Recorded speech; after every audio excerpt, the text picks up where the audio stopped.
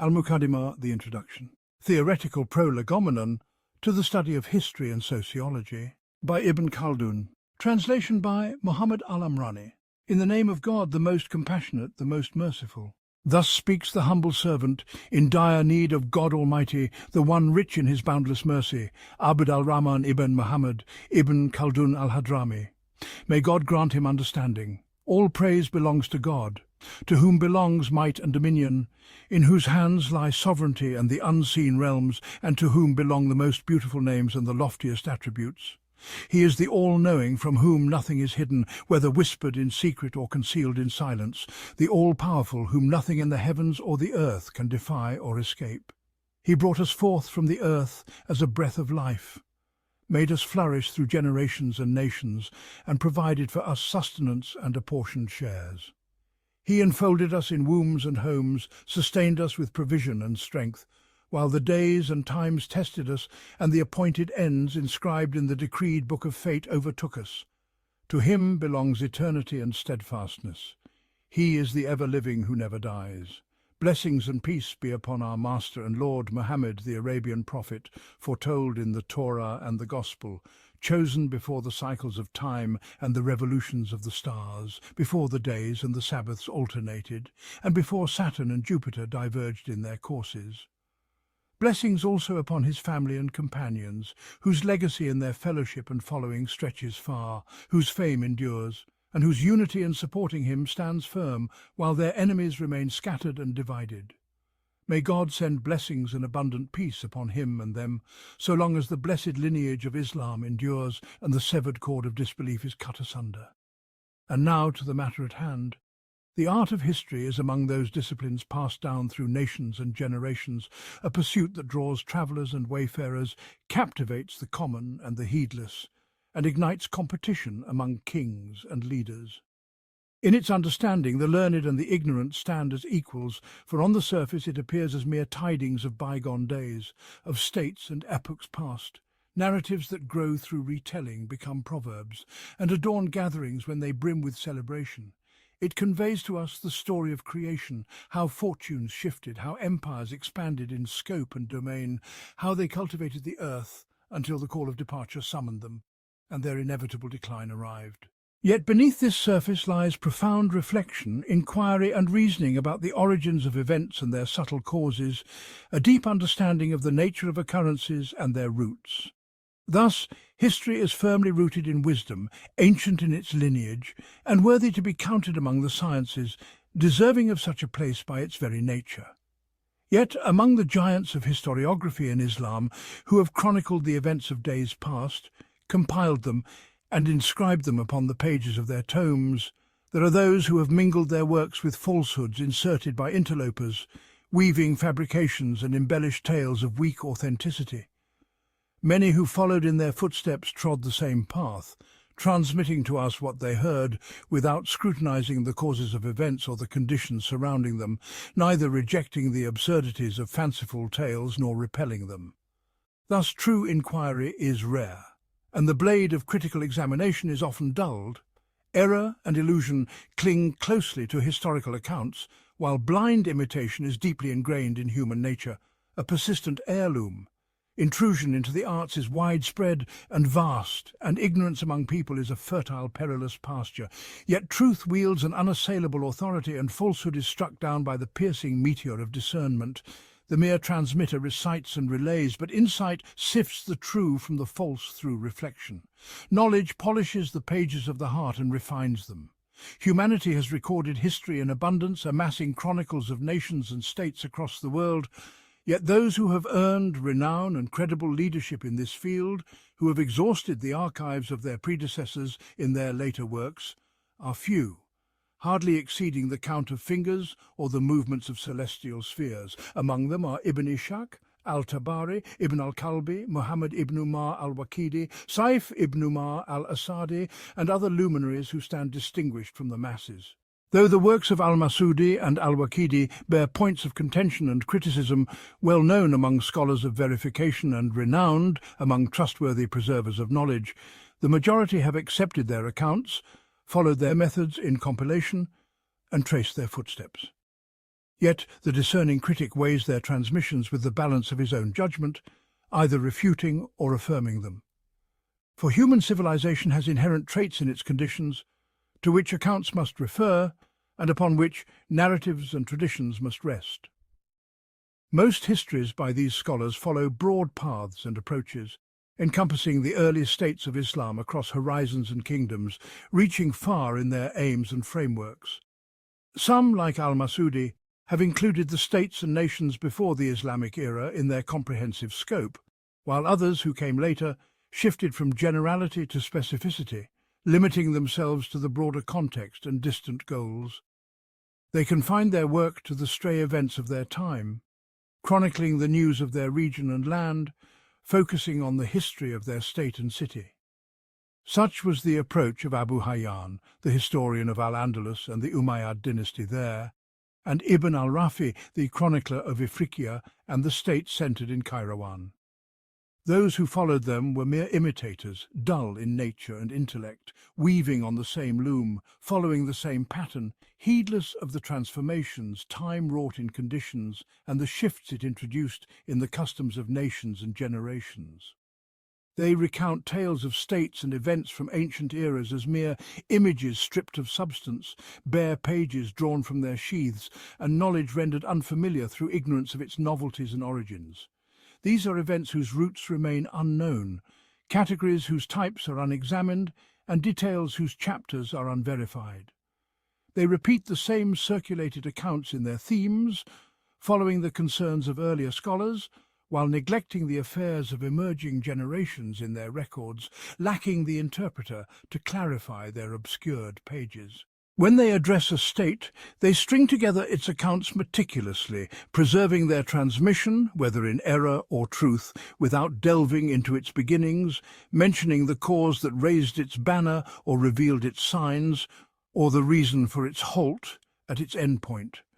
Thus the observer remains yearning, searching for the conditions of the state's origins and stages, seeking the reasons for its rivalries or successions, and exploring the convincing explanations for its disparities or harmonies, as we shall elaborate in the introduction to this book. Then came others who resorted to excessive brevity, contenting themselves with listing the names of kings, omitting genealogies and narratives, and assigning to them the duration of their reigns in cryptic numerals, as did Ibn Rashid in his Mizan al-Amal and those who followed this negligent path. Their work holds no weight, bears no permanence, and offers no transition, for they have stripped away the benefits and abandoned the well-known methods and customs of historians. When I delved into the books of these scholars and plumbed the depths of yesterday and today, the eye of inspiration was awakened from the slumber of heedlessness. I, though impoverished in means, resolved to undertake a work of history, lifting the veil from the conditions of rising generations, dividing it into chapters of narratives and lessons. I elucidated the causes and reasons for the origins of states and civilizations, building it upon the chronicles of the nations that inhabited the Maghrib in these eras, filling its outskirts and cities. I recorded their states, whether long-lasting or brief, and their predecessors among kings and supporters, namely the Arabs and Berbers. For these two peoples are those whose abode in the Maghrib is known, and whose sojourn there through the ages has been prolonged, such that one can scarcely imagine others in their place, nor do the inhabitants recognize any other human lineage besides them. I refined its approaches with precision, made it accessible to the understanding of scholars and the elite, and followed in its arrangement and structure a novel path, crafting a unique method among approaches, an innovative style and manner. I explained therein the conditions of civilization and urbanization, and the inherent phenomena arising in human society, clarifying the causes of events and their origins, so that you may free yourself from blind imitation and stand informed of the conditions of past and future days and generations. I organized it into an introduction and 3 books. The introduction discusses the excellence of the science of history, the verification of its methods, and an allusion to the errors of historians. The first book addresses civilization, mentioning the inherent phenomena within it, such as sovereignty, authority, livelihoods, crafts, sciences, and the causes and reasons for these. The second book chronicles the Arabs, their generations and their states from the dawn of creation to this era, with references to some of their contemporary renowned nations and states, such as the Nabateans, Syrians, Persians, Israelites, Copts, Greeks, Romans, Turks and Franks. The third book recounts the history of the Berbers and their allies from the Zanata, detailing their origins, tribes and the kingdoms and states specific to the Maghrib. Then came a journey to the east to gather its radiance, fulfill the obligations and traditions at its sacred precincts and shrines, and examine its traces in its records and travels. I supplemented what was lacking in the accounts of the kings of the non-Arabs in those lands and the states of the Turks in the regions they ruled, appending them to what I had written in those lines, including them in the mention of contemporaries among the nations of those regions and the kings of cities and outskirts, adhering to brevity and conciseness, seeking the easy aim amidst the complex, entering through the gate of causes to the specifics of narratives. Thus I encompassed the chronicles of creation comprehensively, tamed the intractable lessons of wisdom, provided causes and reasons for the events of states, and made this work a treasury for wisdom and a repository for history. Since it includes the accounts of the Arabs and Berbers, dwellers of both town and tent, and allusions to their contemporary great states, and since it speaks with reminders and lessons about the beginnings of conditions and what followed in tidings, I named it The Book of Lessons and the Record of Beginnings and Events in the Days of the Arabs, Non-Arabs and Berbers, and their contemporaries among the great rulers.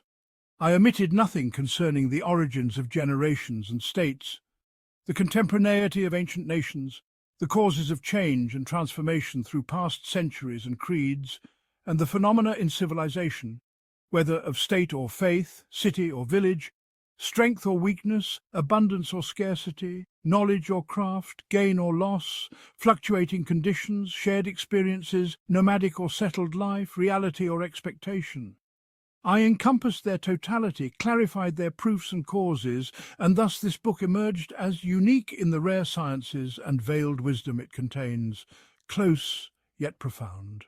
I stand after it, humbled by my shortcomings among the people of these times, confessing my inability to fully achieve such a task, and seeking from those with generous hands and vast knowledge a critical gaze, not one of mere approval, and a compassionate overlooking of flaws with correction and forbearance. For merchandise among the people of knowledge is shared, confession saves from blame, and kindness from brethren is hoped for. I ask God to make our deeds sincere, for his noble countenance, for he is my sufficiency and the best disposer of affairs. After completing its composition, illuminating its lanterns for the discerning, kindling its lamp, clarifying its path and method among the sciences, expanding its scope in the realm of knowledge and fortifying its boundaries, I presented this copy of it to the treasury of our master, the Sultan, the Imam, the warrior, the conqueror, the renewer, adorned, since the removal of amulets and the donning of turbans, with the virtues of devotion and asceticism, clad in the purity of noble traits and merits, and graced with the finest of morals and testimonies, more beautiful than necklaces on the necks of maidens.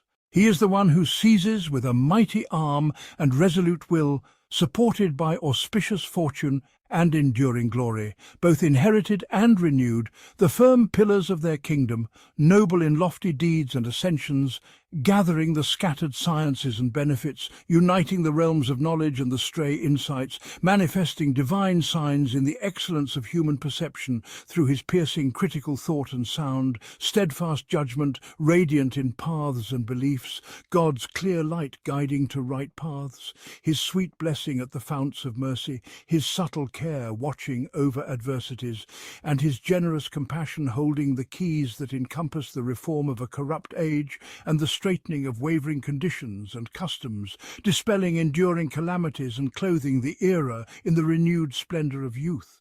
His proof is unrefuted by the denial of the rejecter or the doubts of the obstinate, the commander of the faithful, Abu Faris Abd al-Aziz, son of our master, the exalted Sultan, the renowned martyr Abu Salim Ibrahim, son of our master, the sanctified Sultan, the commander of the faithful, Abu al-Hassan, from the illustrious lords among the kings of Banu Marine, who renewed the faith, paved the way for the guided, and erased the traces of corrupt rebels.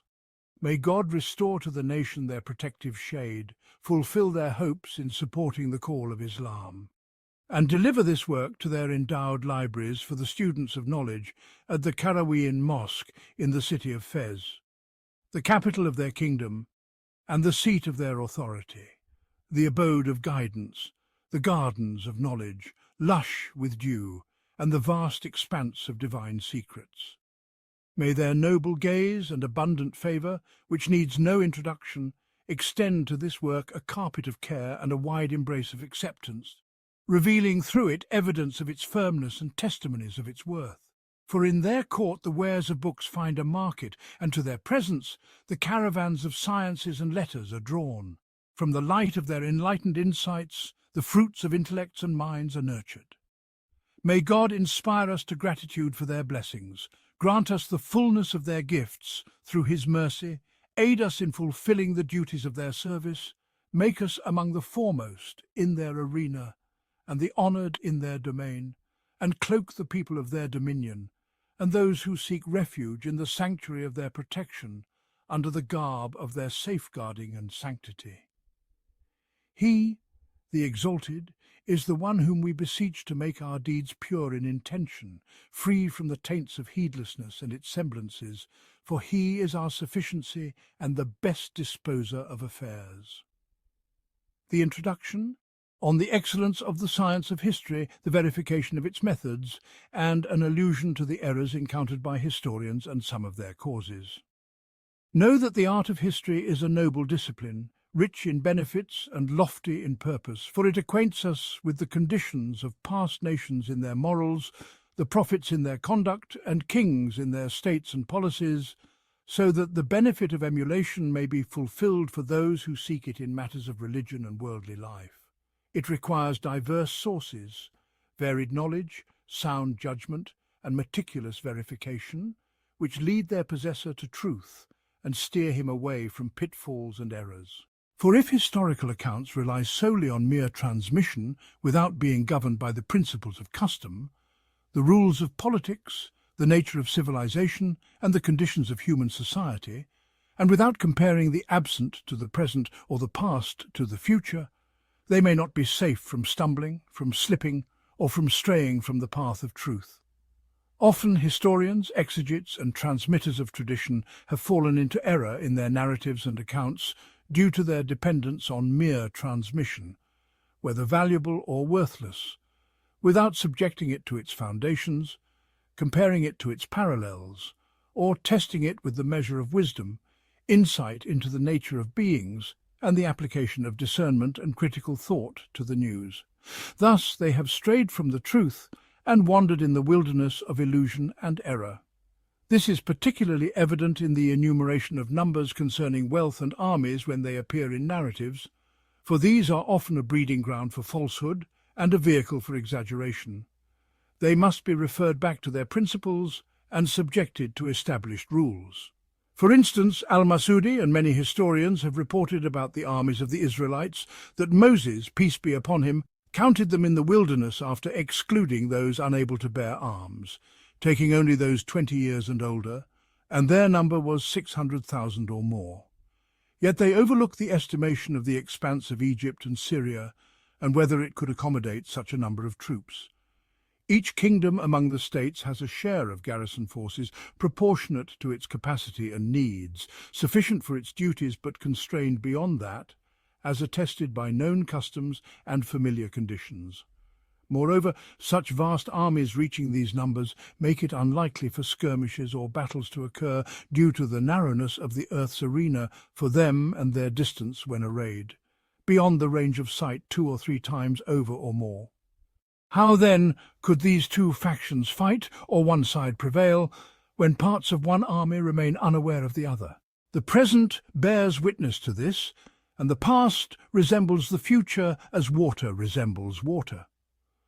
The Persian Empire and its state were far greater than that of the Israelites, as evidenced by Nebuchadnezzar's conquest over them, his devouring of their lands, his seizing of their affairs, and his destruction of the Holy Temple, the seat of their faith and authority. He was merely a governor of the Persian Empire, said to be the Marsban of the western frontiers. Their kingdoms in Iraq, Khorasan, Transoxiana, and the Gates were far vaster than those of the Israelites, yet the Persian armies never reached such numbers or anything close to them.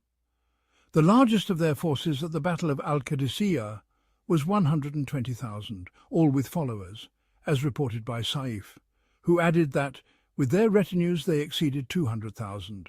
According to Aisha and Al-Zuhri, the forces of Rustam, led by Sa'd at Al-Qadisiyah, were 60,000, all with followers. Furthermore, if the Israelites had reached such numbers, the scope of their dominion and the expanse of their state would have widened, for the provinces and kingdoms in states are proportionate to the garrisons and tribes sustaining them in scarcity or abundance, as we shall explain in the chapter on kingdoms in the first book. Yet their kingdoms did not extend beyond Jordan and Palestine in Syria, and Yathrib and Khaybar in the Hijaz, as is well known. Additionally, between Moses and Israel are only 4 ancestors, as confirmed by the meticulous scholars, for Moses is the son of Imran, son of Yashar, son of Kahat, son of Levi, son of Jacob, who is Israel, according to the lineage in the Torah. The duration between them, as reported by Al-Masudi, states that Israel entered Egypt with his sons, the tribes and their offspring, numbering 70 souls when they came to Joseph. Their stay in Egypt until they departed with Moses, peace be upon him, to the wilderness was 220 years, during which they were ruled by the Coptic kings of the pharaohs. It is unlikely for a lineage to multiply in 4 generations to such a number. Even if it is claimed that this number of troops existed in the time of Solomon or after him, it remains improbable, for between Solomon and Israel are only 11 ancestors. Solomon, son of David, son of Jesse, son of Obed or Orphid, son of Boaz, son of Salmon, son of Nahshon, son of Aminadab, son of Ram, son of Hezron, son of Perez, son of Judah, son of Jacob. A lineage does not multiply in 11 generations to the number they allege, unless perhaps to 200,000 or so, which might be conceivable. But to exceed that to further multitudes is far-fetched. Consider this in the observable present and the known recent past, and you will find their claim baseless and their transmission false. What is established in the Israelite accounts is that Solomon's troops numbered 12,000 elite soldiers, and his stables held 1,400 horses tethered at his gates. This is the authentic account of their history, and one should not heed the fables of the common folk among them. In the days of Solomon, peace be upon him, and his reign, their state reached its zenith, and their dominion its widest expanse. We also find that the majority of people in our era, when they elaborate on discussions of armies of states in their time or near it, or converse about the forces of Muslims or Christians, or enumerate the revenues of taxes, the Sultan's expenditures, the expenses of the affluent, or the goods of the wealthy, exaggerate the numbers, surpassing the bounds of custom, and indulging in the allure of the extraordinary.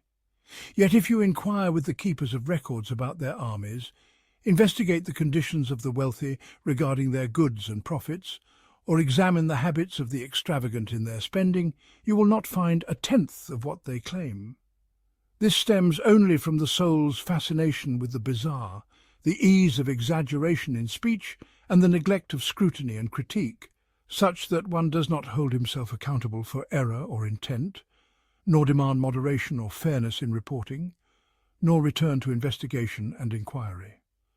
Thus he lets loose the reins of his tongue, grazing in the pastures of falsehood, taking the signs of God in jest, and purchasing idle talk to mislead from the path of God, a losing bargain indeed. Among the feeble accounts of historians are those they collectively transmit about the Tababia, the kings of Yemen and the Arabian Peninsula, claiming that they launched campaigns from their villages in Yemen to Ifriqiya and the Berber lands of the Maghrib. They say that Afrikush ibn Qais ibn Saifi, one of their greatest early kings, who lived in the time of Moses, peace be upon him, or slightly before, invaded Ifriqiya, wreaked havoc among the Berbers, and named them so upon hearing their unintelligible speech, exclaiming, "What is this babble, Barbara?" From then on they were called by this name. It is further claimed that when he returned from the Maghrib, he left behind tribes of Himyar, who settled there, intermingling with the locals, and from them descended Sanhajar and Kutama. On this basis, Al-Tabari, Al-Jurjani, Al-Mas'udi, Ibn al-Kalbi, and Al-Baili assert that Sanhajar and Kutama are of Himyarite origin, though the lineage of the Berbers refutes this, and the latter is the correct view.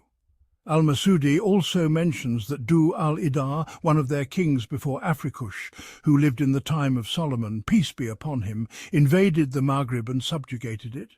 Similarly, they speak of his son Yasir, who followed suit, reaching the Valley of Sand in the Maghrib lands, but finding no path through due to the abundance of sand, and thus returned. They also speak of the later Taba, As'ad Abu Ka'b, who lived during the reign of Yastasif of the Persian Khayanid dynasty, claiming he conquered Mosul and Azerbaijan, encountered the Turks, defeated them, and inflicted heavy losses, then campaigned against them a second and third time. It is said he later sent 3 of his sons to conquer the lands of Persia, Sogdia in the Turkish lands beyond the river, and the Roman territories. The first reached Samarkand, crossing the desert to China, finding his brother, who had also campaigned to Samarkand, had preceded him. They turned to the lands of China, returned with spoils, and left behind tribes of Himyar who remain there to this day. The third reached Constantinople, ravaged it, subjugated the Roman lands, and returned. All these accounts are far from truth, deeply entrenched in illusion and error, more akin to fabricated tales. The realm of the Tababiyya was confined to the Arabian Peninsula, with their seat and capital at Sana'a in Yemen. The Arabian Peninsula is surrounded by the sea on 3 sides: the Indian Ocean to the south, the Persian Gulf descending to Basra in the east, and the Gulf of Suez descending to Suez in Egypt to the west, as depicted in geographical maps. Thus, travellers from Yemen to the Maghrib have no route except through Suez, where the passage between the Gulf of Suez and the Mediterranean Sea is a mere 2 stages or less. It is improbable for a great king with vast armies to pass through this corridor without it becoming part of his dominions, which is contrary to custom. At that time, those regions were inhabited by the Amalekites and Canaanites in Syria and the Copts in Egypt. Later, the Amalekites ruled Egypt, and the Israelites ruled Syria. Yet it is nowhere recorded that the Tababiyya fought any of these nations or conquered any of their lands. Moreover, the distance from the sea to the Maghrib is vast, and the provisions and fodder for armies are substantial. If they marched outside their domains, they would need to plunder crops and livestock, pillaging the lands they passed through, which customarily would not suffice for provisions and fodder. If they carried sufficient supplies from their own lands, the beasts of burden would be unable to transport them. Thus, they would need to pass through lands they had already conquered and subjugated to secure supplies from them. Even if we suppose these armies passed through these nations without provoking them, gaining respite through peace, that is even more unlikely and improbable. This indicates that these accounts are feeble or fabricated. As for the Valley of Sand, said to be impassable for travellers, it has never been mentioned in the Maghrib, despite the multitude of wayfarers and caravans traversing its paths in every era and direction. If it were as extraordinary as they describe, there would be ample motivation to transmit its mention. Regarding their campaigns to the eastern lands and the Turkish territories, though the route is broader than the Suez Passage, the distance is even greater, and the nations of Persia and Rome stand as obstacles before reaching the Turks. It is nowhere recorded that the Tababiyya conquered Persian or Roman lands. Rather, they fought the Persians on the borders of Iraq, between Bahrain and Hira, and in the Jazira between the Tigris and Euphrates and the lands in between. Such encounters occurred between Du al-Idar and Kaikous of the Khayanid kings, and between the younger Taba, Abu Ka'b and Yastasif, as well as with the tribal kings after the Khayanids and the Sasanians who followed them. Advancing beyond Persian lands to campaign in Turkish and Tibetan territories is customarily impossible due to the intervening nations and the need for provisions and fodder over such vast distances as previously mentioned. Thus, these accounts are unreliable and flawed. Even if they were accurately transmitted, they would still be questionable, how much more so when their transmission lacks authenticity. Ibn Ishaq's account of Yathrib, the Aus, and the Khazraj, stating that the later Taba marched to the east, intending Iraq and Persian lands, does not support campaigns to Turkish or Tibetan lands for the reasons established. Therefore, do not be swayed by what is presented to you in this regard. Reflect on the accounts and subject them to sound principles, and you will achieve the finest scrutiny. God is the guide to the right path. Section: A farther and more deeply rooted illusion. Even more distant and entrenched in error is what the exegetes transmit in their interpretation of the Quranic chapter Al-Fajr, the dawn, in the verse, "Have you not considered how your sustainer dealt with it with Iram, who had lofty pillars?" Quran 89:6-7. They render Iram as the name of a city described as possessing pillars, meaning columns, and transmit that a son of Uz, son of Iram, had two sons, Shadid and Shaddad, who ruled after him. Shadid perished, leaving the kingdom to Shaddad, to whom their kings submitted. Hearing descriptions of paradise, he declared, "I shall build its like." Thus he constructed the city of Iram in the deserts of Aden over 300 years, living to the age of 900 years. It was said to be a magnificent city with palaces of gold, pillars of emerald and ruby, and all manner of trees and flowing rivers. When its construction was complete, he marched toward it with the people of his kingdom. But when they were a day and a night's journey away, God sent upon them a cry from the heavens, and they all perished. This is mentioned by Al-Tabari, Al-Thalabi, Al-Zamakhshari, and other exegetes. They also transmit from Abdullah ibn Kilaba, a companion, that he set out in search of his camels, stumbled upon it, and took what he could carry. When news of this reached Muawiyah, he summoned him and asked him to recount the story. They sought Kabalaba and questioned him about it, to which he replied, "It is Iram of the lofty pillars, and a man from among the Muslims, fair-skinned, blond, short, with a mark on his eyebrow, and another on his neck, will enter it while seeking his camels." Then he turned and saw Ibn Kilaba, saying, "This, by God, is that man." Yet no news of this city has been heard from that day in any part of the earth. The deserts of Aden, where they claim it was built, lie in the heart of Yemen, where habitation has continued uninterrupted, and guides have traversed its paths from every direction. Yet no account of this city has been transmitted by historians or any nation. If they had said it vanished among the ruins of time, that would be more plausible, but their apparent claim is that it still exists. Some even assert it is Damascus, based on the notion that the people of Ad ruled it. Others, in their delirium, claim it is hidden and can only be discovered by practitioners of asceticism and sorcery. All these assertions resemble fables.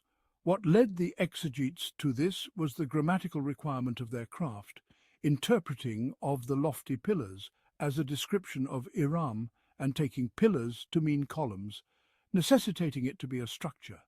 This was reinforced by Ibn al-Zubayr's reading of Ad-Iram as a genitive construction without nunation. They then relied on these tales, which are more akin to fabricated stories closer to falsehood than truth. Among the matters that provoke both laughter and lament is the notion of the pillars, those who are deemed the very foundation of tents, nay, of lofty pavilions. If by pillars one intends the mighty columns of strength, there is no wonder in describing such people as builders and pillars in the broadest sense, for their renown in strength is well known. Their craft of construction is particular, whether in a specific city or beyond its bounds.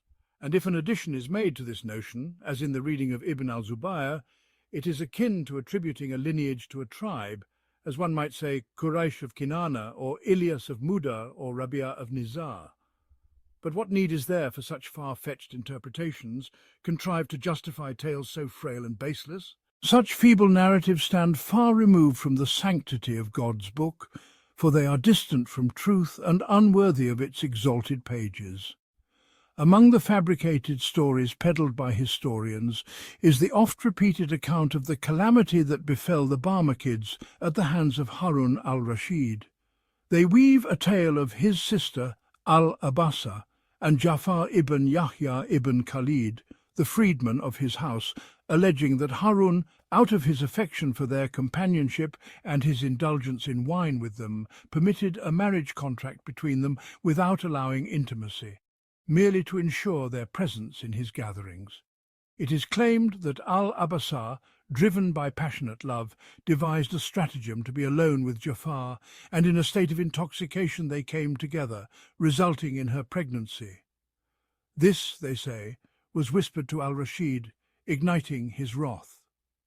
Yet how far removed is such a tale from the dignity of Al-Abasa, her faith, her noble lineage, and her grandeur?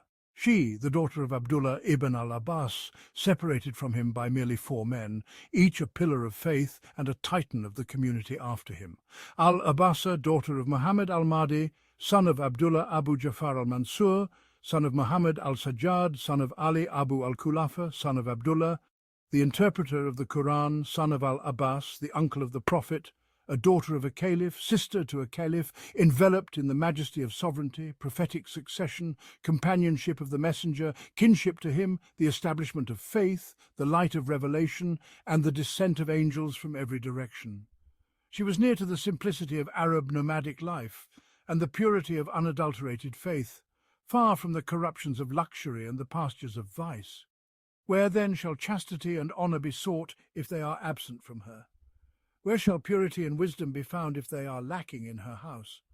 And how could her noble lineage be tainted by union with Jafar ibn Yahya, sullying her Arab honour with a freedman of foreign origin, whose lineage traces back to the kings of Persia, or whose allegiance stems from the broader kinship of the messenger and the nobles of Quraysh? At best, their state was elevated by the favour of Harun and his father, drawing them into the ranks of the elite. How then could it be conceivable for al-Rashid, with his lofty aspirations and the grandeur of his forebears, to marry his kin to the freedmen of foreigners? Were one to reflect with fairness and compare Al-Abasa to the daughter of a mighty king of her era, he would recoil at the thought of such a match with a mere freedman of her state, under the dominion of her people. He would denounce it, reject it, and deem it a falsehood. Where stand the worth of Al-Abasa and al-Rashid among men? In truth, the downfall of the Barmakids stemmed not from such tales, but from their overbearing dominance over the state and their monopolization of its revenues. So much so that al-Rashid would seek a trifling sum and find it beyond his reach, for they had usurped his authority and shared in his sovereignty. He had no control over the affairs of his realm in their presence. Their influence grew vast, their fame spread wide, and they filled the ranks and offices of the state with their kin and protégés, ministers, scribes, commanders, chamberlains, wielders of the sword and the pen. It is said that in the court of al-Rashid there were 25 leaders from the progeny of Yahya ibn Khalid, ranging from those who bore the sword to those who wielded the pen, jostling with the state's elite, pushing them aside with their might, owing to the position of their father Yahya, who had nurtured Harun as heir apparent and caliph. Harun grew up in his care, flourished under his wing, and was so beholden to him that he called him father. Thus the caliph's favour inclined toward them, their audacity swelled, their prestige expanded, faces turned to them in awe, necks bowed in submission, hopes were pinned on them alone, and from the farthest reaches came gifts of kings and treasures of princes. In their quest for favour and allegiance, the revenues of the state seeped into their coffers. They showered wealth upon the leaders of the Shia and the greats of their kin, binding them with obligations of gratitude. They won over the impoverished noble houses, freed the oppressed, and were praised in ways their caliph never was. They bestowed lavish rewards and gifts upon their followers, seizing villages and estates in the suburbs and cities across the realms until they provoked the courtiers, stirred resentment among the elite, and angered the governors. Faces of rivalry and envy turned against them, and the scorpions of slander crept into their plush abodes within the state. Even the Banu Qataba, maternal uncles of Jafar, were among the fiercest in plotting against them, unmoved by ties of kinship, for envy had lodged deep in their hearts, unchecked by bonds of blood. This was compounded by stirrings of jealousy and indignation in their master, Al-Rashid, a resentment born of their overbearing familiarity, which, through persistent insolence, grew into grave acts of defiance. Among these was their handling of Yahya ibn Abdullah ibn Hassan ibn al-Hassan ibn Ali ibn Abi Talib, brother of Muhammad al-Mahdi, known as the Pure Soul, who rebelled against al-Mansur. This Yahya was persuaded by al-Fadl ibn Yahya to descend from the lands of Dalam under the guarantee of safety from al-Rashid, penned by his own hand, along with a payment of 1,000,000 dirhams, as reported by al-Tabari. Al-Rashid entrusted him to Jafar, placing him under house arrest in his care. After a time, Jafar's audacity led him to release Yahya, acting unilaterally to free him, claiming to preserve the sanctity of the blood of the Prophet's household and presuming authority over the Caliph's decree. When al-Rashid inquired about him, having been informed by whisperers, Jafar shrewdly replied, "I have released him." Al-Rashid feigned approval outwardly, but harboured resentment within, thus paving the way for calamity to befall Jafar and his kin. Their throne was uprooted, their skies collapsed upon them, the earth swallowed their house, and their days became a byword and a lesson for those who came after.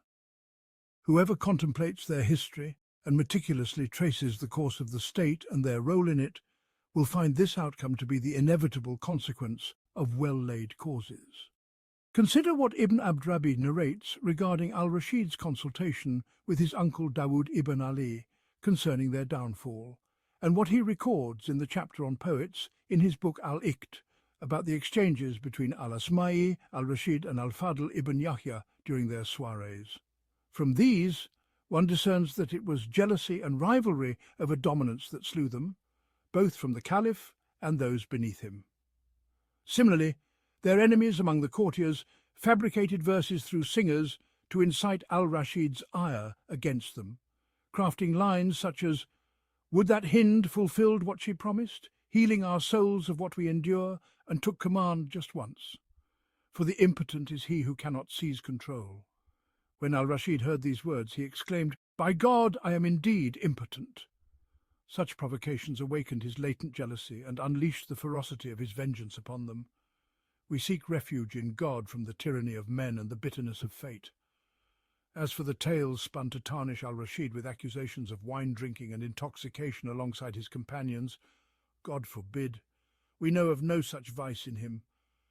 How distant is this from the reality of al-Rashid, who upheld the duties befitting the station of the caliphate with faith and justice. He kept the company of scholars and saints, engaging in discourse with al-Fudail ibn Iyad, ibn al-Samak, and al-Umari, corresponding with Sufyan al-Thawri, weeping at their admonitions, praying at Mecca during his circumambulations, maintaining the times of prayer, and attending the dawn prayer at its earliest moment. Al-Tabari and others relate that he would perform 100 voluntary rak'ahs daily, alternating between waging jihad one year and performing Hajj the next. Once he rebuked Ibn Abi Maryam for jesting during a gathering while reciting the verse, "And how is it that I do not worship him who created me?" Quran 36:22. Al-Rashid, unable to restrain his laughter, turned to him in anger, saying, "O Ibn Abi Maryam, even during prayer, beware of trifling with the Quran and faith. Beyond that, do as you please." Moreover, he was a man of knowledge and simplicity, close in time to his forebears who embodied such virtues. The era between him and his grandfather Abu Ja'far was not distant. He succeeded him as a young man. Abu Ja'far was renowned for his learning and piety before and during his caliphate. He once said to Malik, advising him to compile Al-Muwatta, "O Abu Abdullah, there remains on the face of the earth none more knowledgeable than you and I. The caliphate has occupied me, so compose a book for the people to benefit from, avoiding the leniencies of Ibn Abbas and the severities of Ibn Umar, and make it accessible to them." Malik replied, "By God, he taught me the art of compilation that day." His son Al-Mahdi, father of al-Rashid, witnessed this and was known for his scrupulousness, refraining from clothing his family with new garments from the public treasury. Once Al-Mahdi entered upon him while he supervised tailors mending worn clothes for his household. Al-Mahdi, dismayed, said, "O Commander of the Faithful, let me bear the cost of clothing this family this year from my stipend." Abu Ja'far replied, "So be it," neither preventing him nor permitting expenditure from the Muslims' wealth. How then could it befit al-Rashid, so near in time to such a caliph, his father, and the virtuous upbringing he received in such a household, to indulge in wine or openly partake in it? The noble Arabs of the pre-Islamic era were known for abstaining from wine. It was not their vine, and its consumption was a reproach among many of them. Al-Rashid and his forebears stood firm in avoiding blameworthy acts in both their faith and worldly affairs, adorning themselves with praiseworthy traits, the perfections of character, and the noble inclinations of the Arabs. Reflect upon what Al-Tabari and Al-Mas'udi narrate about Jibril ibn Bakhtishu, the physician, when fish was brought to Al-Rashid's table. He cautioned against it, then ordered it sent to his own home. Al-Rashid, suspicious, sent a servant to observe him consuming it. Ibn Bakhtishu, prepared for reproach, presented 3 portions of fish in 3 vessels, one mixed with spiced meat, vegetables, condiments, and sweets, the second doused with iced water, and the third with pure wine. He said of the first 2, "This is the fare of the Commander of the Faithful, whether mixed with fish or not," and of the third, "This is the fare of Ibn Bakhtishu." When Al-Rashid summoned him for reprimand, he displayed the vessels. The portion with wine had disintegrated and spoiled, while the others had decayed and emitted an odour. Thus he found an excuse, and it became evident that Al-Rashid's abstention from wine was well known among his courtiers and attendants. It is also recorded that he ordered the imprisonment of Abu Nuwas upon learning of his indulgence in wine, until he repented and desisted. Al-Rashid drank only date nectar, following the custom and rulings of the scholars of Iraq, as their opinions on this are well known. As for pure wine, there is no basis to accuse him of it, nor should one heed baseless reports in this regard. He was not a man to commit a grave sin, among the greatest of prohibitions in the eyes of the faithful. Those people in their entirety were far from extravagance and opulence in their attire, adornments, and all their possessions, rooted as they were in the ruggedness of nomadic life and the simplicity of faith, which they had not yet abandoned. What then of matters that transgress from permissibility to prohibition, from the lawful to the forbidden? Historians such as Al-Tabari, Al-Masudi, and others concur that the early caliphs of the Umayyads and Abbasids rode with light silver harnesses on their belts, swords, bridles, and saddles. The first caliph to introduce gold adornments was Al-Mu'taz ibn al-Mutawakkil, the 8th caliph after Al-Rashid. So too was their simplicity in clothing. What then of their drinks? This becomes even clearer when one grasps the nature of the early state, marked by simplicity and austerity, as we shall elaborate in the issues of the first book, God willing. And God is the guide to the right path. Closely related to this, or akin to it, is what is universally narrated about Yahya ibn Aktham, the judge of Al-Mamun, and his companion, alleging that he indulged in wine and, on one night of drinking, became so intoxicated that he was buried in Basel until he regained consciousness. Verses are attributed to him saying, "O my master and leader of all people, he who poured for me has wronged me in his judgment. I was heedless of the cupbearer, and he made me, as you see, bereft of reason and faith." Yet the reality of Ibn Aktham and Al-Mamun in this regard mirrors that of Al-Rashid. Their drink was merely date nectar, not forbidden in their view. As for intoxication, it was not their way. Ibn Aktham's companionship with Al-Mamun was rooted in faith. It is recorded that they would sleep in the same chamber, and it is narrated among Al-Mamun's virtues and graciousness that one night, feeling thirsty, he rose to seek a vessel, careful not to wake Ibn Aktham. It is also established that they prayed the dawn prayer together. How far is this from debauchery? Moreover, Yahya ibn Aktham was among the foremost scholars of hadith. Imam Ahmad ibn Hanbal and Ismail the judge praised him. Al-Tirmidhi transmitted his Jami from him, and Al-Muzani the Hafiz mentioned that Al-Bukhari narrated from him outside his Sahih. To disparage him is to disparage them all. Likewise, the accusations of base inclinations toward youths, slanderously attributed to him, are a fabrication against God and a calumny against scholars, based on the weak tales of storytellers, perhaps concocted by his enemies. He was envied for his excellence and closeness to the ruler. His standing in knowledge and faith was far above such accusations. When Ahmad ibn Hanbal was informed of what people alleged against him, he exclaimed, "Glory be to God, glory be to God, who says such a thing?" and vehemently denied it, offering high praise.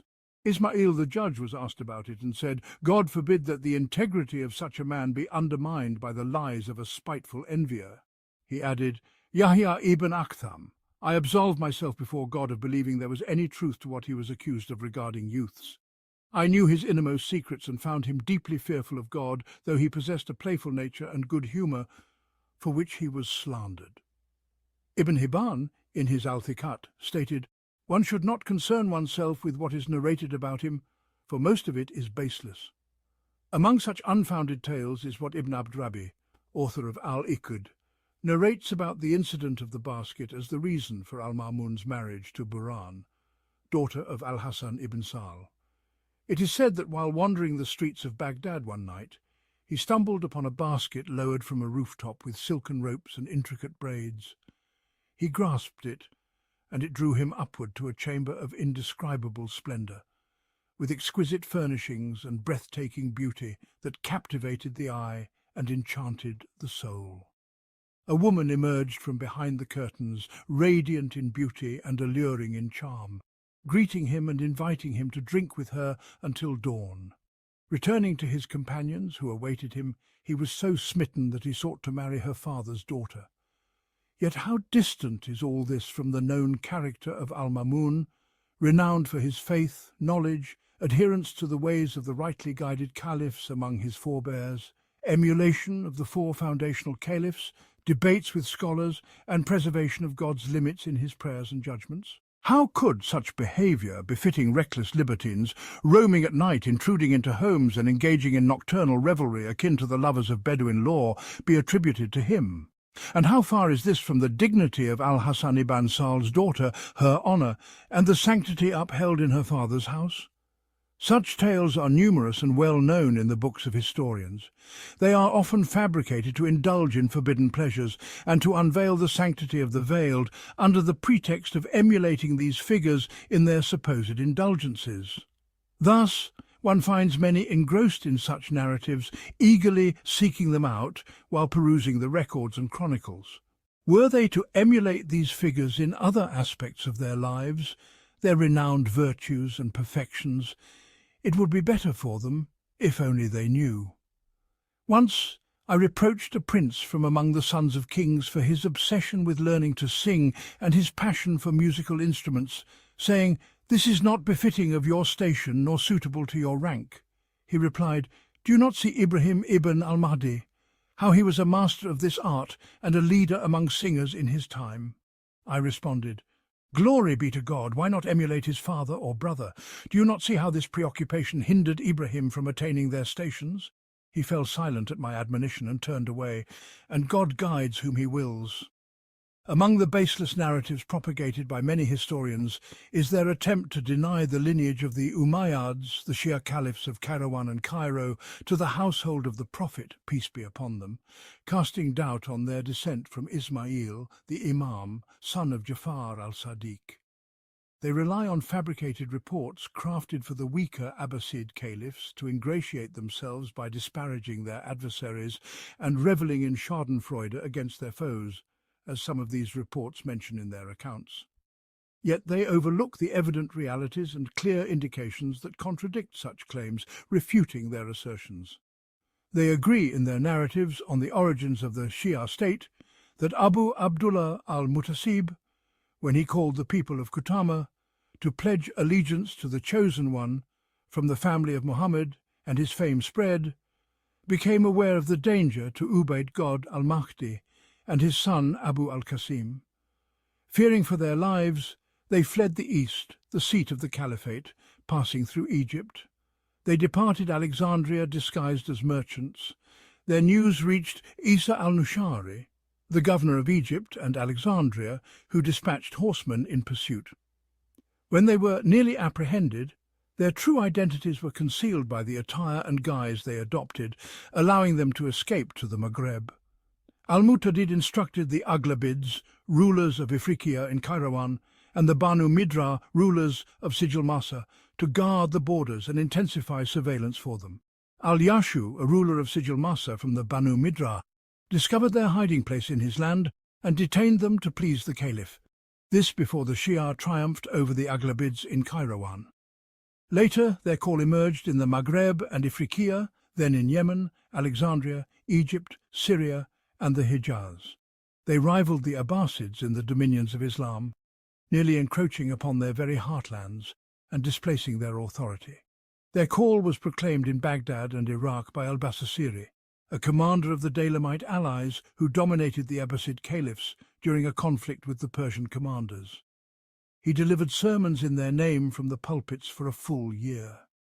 The Abbasids choked on their presence and power, while the Umayyad kings across the sea cried out in woe and war against them. How could all this come to pass for a mere pretender, falsely claiming lineage and authority? Consider the case of the Qarmatians, who were impostors in their claimed lineage. Their call quickly dissipated, their followers scattered, and their deceit and malice were soon exposed, leading to their wretched end and the bitter consequence of their actions. Had the matter of the Umayyads been similar, it would have been uncovered even after a delay. For as the saying goes, whatever trait a man possesses, though he thinks it hidden from others, it will be known. Their state endured for nearly 270 years, ruling over the station of Abraham, peace be upon him, the prayer place and abode of the messenger, his resting place, the standing place of the pilgrims, and the descent of angels. When their rule ended, their followers remained steadfast in obedience, love and belief in their lineage to Imam Ismail ibn Jafar al-Sadiq. Even after the fall of their state and the fading of its traces, they repeatedly rose, proclaiming their doctrine and invoking the names of descendants, claiming their right to the caliphate through designation by preceding imams. Had they doubted their lineage, they would not have risked such perils to champion their cause. The proponent of a false doctrine does not persist in ambiguity, nor does he resemble others in his innovation, nor does he contradict himself in what he claims. It is astonishing that Qadi Abu Bakr al-Baklani, the master of dialecticians among the theologians, would incline toward this weak opinion and adopt such a frail stance. If this stemmed from their deviation in faith and their extremism in Rafidism, that does not negate the validity of their lineage, nor does it avail them against God in their disbelief. For God said to Noah, peace be upon him, concerning his son, "He is not of your family, his conduct is unrighteous, so ask not of me that of which you have no knowledge." Quran 11:46. And he said to Fatima, admonishing her, "O Fatima, strive, for I shall not avail you against God in anything." Whenever a person ascertains a matter or is certain of a fact, it becomes incumbent upon him to proclaim it, and God speaks the truth, and he guides to the right path. Quran 33:4. These people were under the scrutiny of rival states, and subject to the yoke of tyrants due to the strength of their followers and their widespread call recurring in their uprisings time and again. Their leaders resorted to concealment scarcely known, as it is said, "Were you to ask the days, 'What is my name? Where is my place?' they would not know my whereabouts." Thus, Muhammad ibn Ismail, the Imam, grandfather of Ubayd god al-Mahdi, was called the Hidden by his followers, a name they agreed upon out of caution against those who sought to overpower them. Consequently, the partisans of the Abbasids, upon their emergence, seized the opportunity to cast doubt on their lineage, ingratiating themselves with the weaker caliphs through this narrative. Their allies and the commanders of their state, tasked with waging wars against their enemies, embraced this view, using it to deflect the shame of their inability to resist or repel those who overpowered them in Syria, Egypt, and the Hijaz, namely the Berber Kutama, partisans of the Umayyads, and their call. Thus, the judges of Baghdad recorded their disavowal of this lineage, and prominent figures bore witness to it in a public assembly in the year 460 AH during the reign of Al-Qadir. Among them were Al-Sharif al-Radi, his brother al-Murtada, Ibn al-Batahawi, and from the scholars Abu Hamid al-Isfaraini, Al-Quduri, Al-Saimari, Ibn al-Akfani, Al-Abyurdi, Abu Abdullah ibn al-Numan, the Shia jurist, and others from the luminaries of the community in Baghdad. Their testimony was based on hearsay, as it had become widespread and known among the people of Baghdad, most of whom were partisans of the Abbasids, denouncing this lineage. The chroniclers transmitted it as they heard it, narrating it as they understood it, with additions from those who came after. The letter of Al-Mutadid concerning Ubayd God, addressed to Ibn al-Aghlab in Kairouan and Ibn Midrar in Sijil Masa, stands as the clearest evidence and most manifest proof of the authenticity of their lineage. For Al-Mutadid was more vigilant regarding the lineage of the Prophet's household than anyone else. The state is a marketplace for the world, where the goods of knowledge and crafts are brought, lost treasures of wisdom are sought, and the caravans of narratives and reports converge. What finds currency in it gains acceptance among the masses. If the state remains free of oppression, bias, triviality and sophistry, adhering to the path of nations without deviating from the straight course, then pure gold and refined silver will circulate in its market. But if it veers toward malice and grudges, swayed by brokers of Arab enmity and falsehood, then counterfeit and debased currency will prevail. The discerning critic's gaze is a balance, his inquiry a scale, and his quest a measure. Far stranger than this is what detractors whisper concerning the lineage of Idris ibn Abdullah, ibn Hassan, ibn al-Hassan, ibn Ali, ibn Abi Talib. May God's pleasure be upon them, the Imam in the farthest Maghreb after his father. They insinuate doubts about the pregnancy left by Idris the elder, claiming it was from Rashid, their freedman. May God confound and distance them. How ignorant they are! Do they not know that Idris the elder married among the Berbers, and from the time he entered the Maghreb until God took him, he was steeped in nomadic life? The ways of the Bedouins in such matters are not hidden, for they have no secluded places where suspicion may arise. The affairs of their women are in plain view of their neighbours and within earshot of their kin, due to the closeness of walls, the lowliness of structures, and the absence of barriers between dwellings. Rashid served the entire household after his master, under the watchful eyes of their allies and followers and the scrutiny of all. The Berbers of the farthest Maghreb unanimously pledged allegiance to Idris the younger after his father, offering their obedience willingly and with resolve, swearing to fight unto death for him, wading through seas of peril in his wars and campaigns. Had they entertained such doubts, or heard even a whisper of suspicion from a hostile enemy, or a hypocritical doubter, some among them would have wavered. But no, by God! These words originated from the Abbasids, their killers, and from the Banu Aghlab, their agents and governors in Ifriqiya. When Idris the elder fled to the Maghreb after the Battle of Balkh, Al-Hadi instructed the Aghlabids to set ambushes for him and intensify surveillance. They failed to capture him, and he reached the Maghreb, where his cause succeeded and his call emerged. Later, al-Rashid discovered the complicity of their agent and governor in Alexandria in secretly supporting the Alids and facilitating Idris's escape to the Maghreb. He executed him and dispatched al-Shammakh, a freedman of al-Mahdi, his father, to devise a plot to assassinate Idris. Al-Shammakh feigned defection to Idris and disavowal of the Abbasids, his former masters. Idris embraced him, admitted him into his inner circle, and Al-Shammakh, in a private moment, administered a fatal poison. News of Idris's death was most welcome to the Abbasids, who hoped it would sever the roots of the Alid call in the Maghreb and uproot its germ. But when they learned of the pregnancy left by Idris, they could only protest in vain. Behold, the call returned, the Shia in the Maghreb rose, and their state under Idris ibn Idris was renewed, striking them harder than the sting of arrows.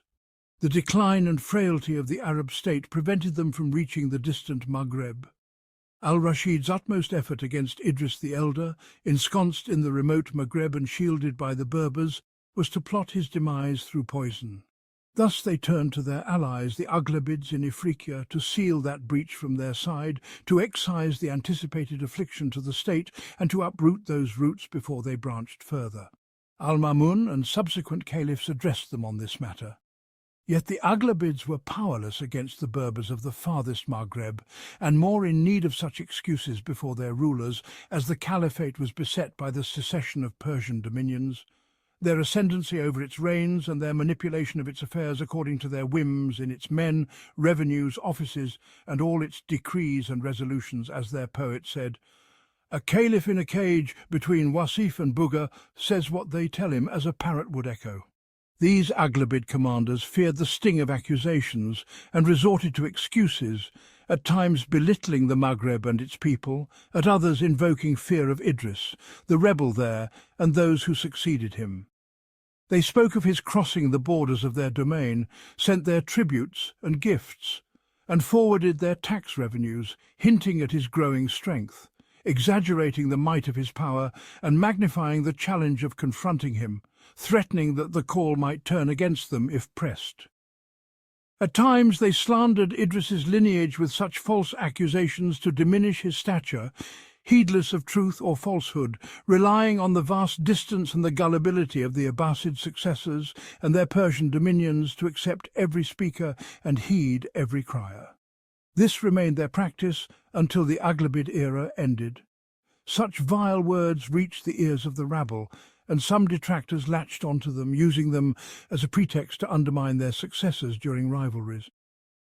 May God confound them for straying from the aims of the Sharia, where the certain is not contradicted by the conjectural. Idris was born on his father's bed, and the child belongs to the bed. Moreover, the sanctity of the Prophet's household from such matters is among the tenets of the faithful, for God has removed impurity from them and purified them thoroughly. Quran 33:33.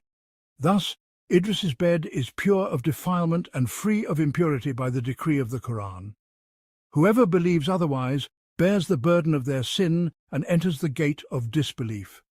I have elaborated on this refutation to close the doors of slander and repel the envy of the spiteful, for I have heard with my own ears the words of an aggressor, casting aspersions on their lineage with his fabrications, claiming to cite some historians of the Maghreb, who deviated from the household of the Prophet and doubted the faith of their forebears. Yet the matter is sacred, immune from such blemish, for impurity, where it is impossible, is no impurity. I've argued for them in this worldly life, hoping they will intercede for me on the day of resurrection. Know that most of those who slander their lineage are envious of the descendants of Idris, whether they claim affiliation with the Prophet's household or are interlopers among them. Claiming this noble lineage is a broad assertion of honour across nations and generations from all horizons, thus inviting accusations. Since the lineage of the descendants of Idris in their homelands, from Persia to the lands of the Maghreb, has reached a level of clarity and renown that few can attain or aspire to, for it is transmitted by the community and generations, from successors to predecessors, and the house of their ancestor Idris is the founder of Fez, its mosques adjacent to their quarters and lanes, their sword unsheathed at the summit of the great minaret in their city's heart, and other traces surpassing the bounds of mass transmission, nearly reaching the level of direct observation, when others of this lineage behold what God has granted them of such honours, and the prophetic nobility reinforced by the regal grandeur their forebears held in the Maghreb, and realise they are far from such heights, unable to match even a fraction of their stature, and that the utmost for those claiming this noble lineage without such evidence is mere acceptance of their claim. For people are trusted in their genealogies. The gap between certainty, conjecture, assurance, and acceptance becomes clear. When they recognise this in themselves, they choke on their resentment.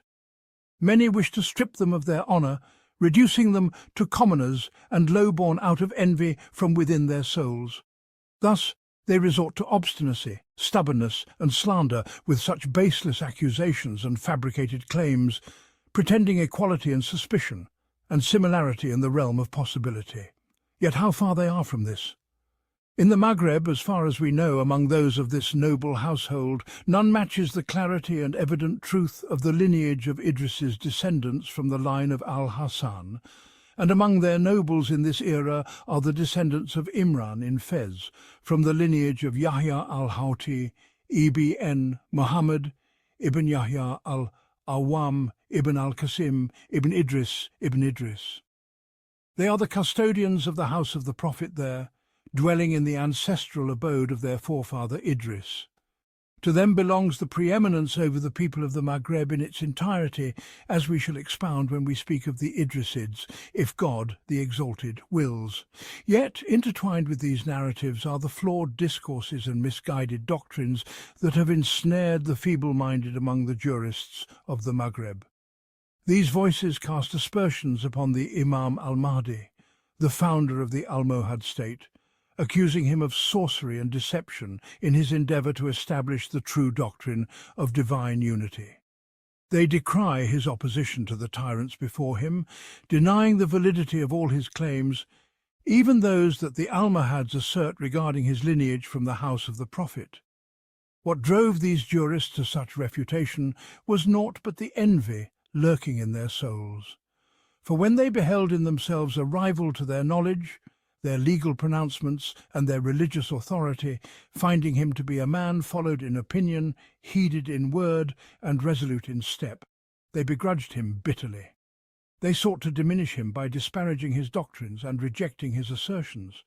Moreover, they found favour and honour with the rulers of the Marinids, their adversaries, a reverence they scarce received elsewhere due to their simplicity and pretence of piety. Under those rulers, the bearers of knowledge held a station of dignity and influence in council, each in his town and according to his standing among his people. Thus they became partisans of those rulers, foes to their enemies, and harboured resentment against Al-Mahdi for the opposition he brought, for his rebuke of them, and for his enmity toward them, aligning themselves with the Marinids and zealously defending their state. Yet the station of this man Al-Mahdi was not theirs, nor was his belief akin to their convictions. What then do you think of a man who censured the rulers of a state for their misdeeds, whose independent judgment clashed with their jurists, and who called upon his people to strive against them with his very being? He uprooted that state from its foundations, turning its heights into depths at a time when it was at the zenith of its power, might, and support. In this struggle, countless souls among his followers perished, souls whose number none but their Creator can reckon. They pledged their allegiance unto death, shielding him with their lives from ruin, drawing near to God, the Exalted, by sacrificing their very essence to proclaim that call and uphold that word, until it rose above all others and prevailed over the two shores through the might of states. And he, in his austerity, endured privation, bore adversities with patience, and renounced the fleeting pleasures of this world until God gathered him unto himself, leaving behind neither wealth nor worldly gain in his temporal life, not even a child, for which souls often yearn and deceive themselves with longing. So I marvel, what could he have sought through all this, if not the countenance of God? He gained no portion of worldly fortune in his immediate life. Yet even if his intent were deemed impure, would his mission have flourished, and his call spread far and wide? Such is the way of God which has ever been with his servants. As for their denial of his lineage to the house of the Prophet, they bring no evidence to support their claim. If it be proven that he asserted this lineage and affiliated himself with it, there exists no proof to invalidate it, for people are to be trusted in their claims of ancestry. And even if they argue that leadership over a people cannot be held by one not of their own kin, as is rightly stated, and as will be elaborated in the first chapter of this book, still this man led the entirety of the Masamida, and they submitted to his guidance and that of his band from Haga, until God's decree was fulfilled through his call. Know then that this Fatimid lineage was not the crux upon which Al-Mahdi's mission depended, nor did the people follow him on its account. Rather, their allegiance stemmed from the tribal solidarity of the Haga and Masamida, from his standing among them, and the deep roots of his lineage within their midst. That Fatimid lineage was obscure, forgotten among the masses, preserved only by him and his kin, passed down in their private recounting. Thus, it was as if the original lineage had faded, and he donned the garb of these tribes, emerging among them. His initial lineage did not harm his tribal solidarity, for it was unknown to the people of his group. Such cases are frequent when the original lineage is hidden. Consider the story of Arphajar and Jarir concerning the leadership of Bajila, and how Arphajar, though of Azd, assumed the mantle of Bajila until he contended with Jarir for their leadership before Umar, may God be pleased with him, as is recorded. From this you may discern the face of truth, and God is the guide to the right path. We have nearly strayed from the purpose of this book by delving at length into these misconceptions. Indeed, the feet of many a steadfast scholar and meticulous historian have slipped in such matters, their thoughts entangled, and these notions have been passed down by the masses, those weak in insight and heedless of analogy. They, too, have accepted them without scrutiny or reflection, and these ideas have been enshrined in their records until the craft of history has grown frail and muddled. Its observer stands bewildered, and it has become a domain of the common folk. Thus, one who engages in this field must possess knowledge of the principles of governance, the natures of existences, the disparities among nations, regions, and eras in their customs, morals, habits, sects, and doctrines, as well as all other conditions. He must encompass the present state of these matters, draw parallels between it and the past in areas of agreement, or note the differences that set them apart. He must explain the congruent and the divergent, stand firm upon the foundations of states and creeds, understand the origins of their emergence, the causes of their occurrence, the motives behind their existence, and the conditions and accounts of those who upheld them. Only then can he fully grasp the reasons behind each narrative. When a transmitted account is presented to him, he must measure it against the principles and foundations he holds. If it aligns with them and accords with their dictates, it is sound. If not, he deems it false and discards it.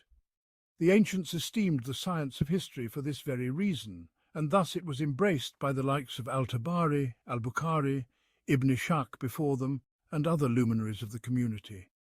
Yet many have overlooked this subtle essence of history, rendering its pursuit a mark of ignorance. The common folk, and those unsteady in knowledge, have taken to studying, bearing, and delving into it, presuming upon it without due reverence.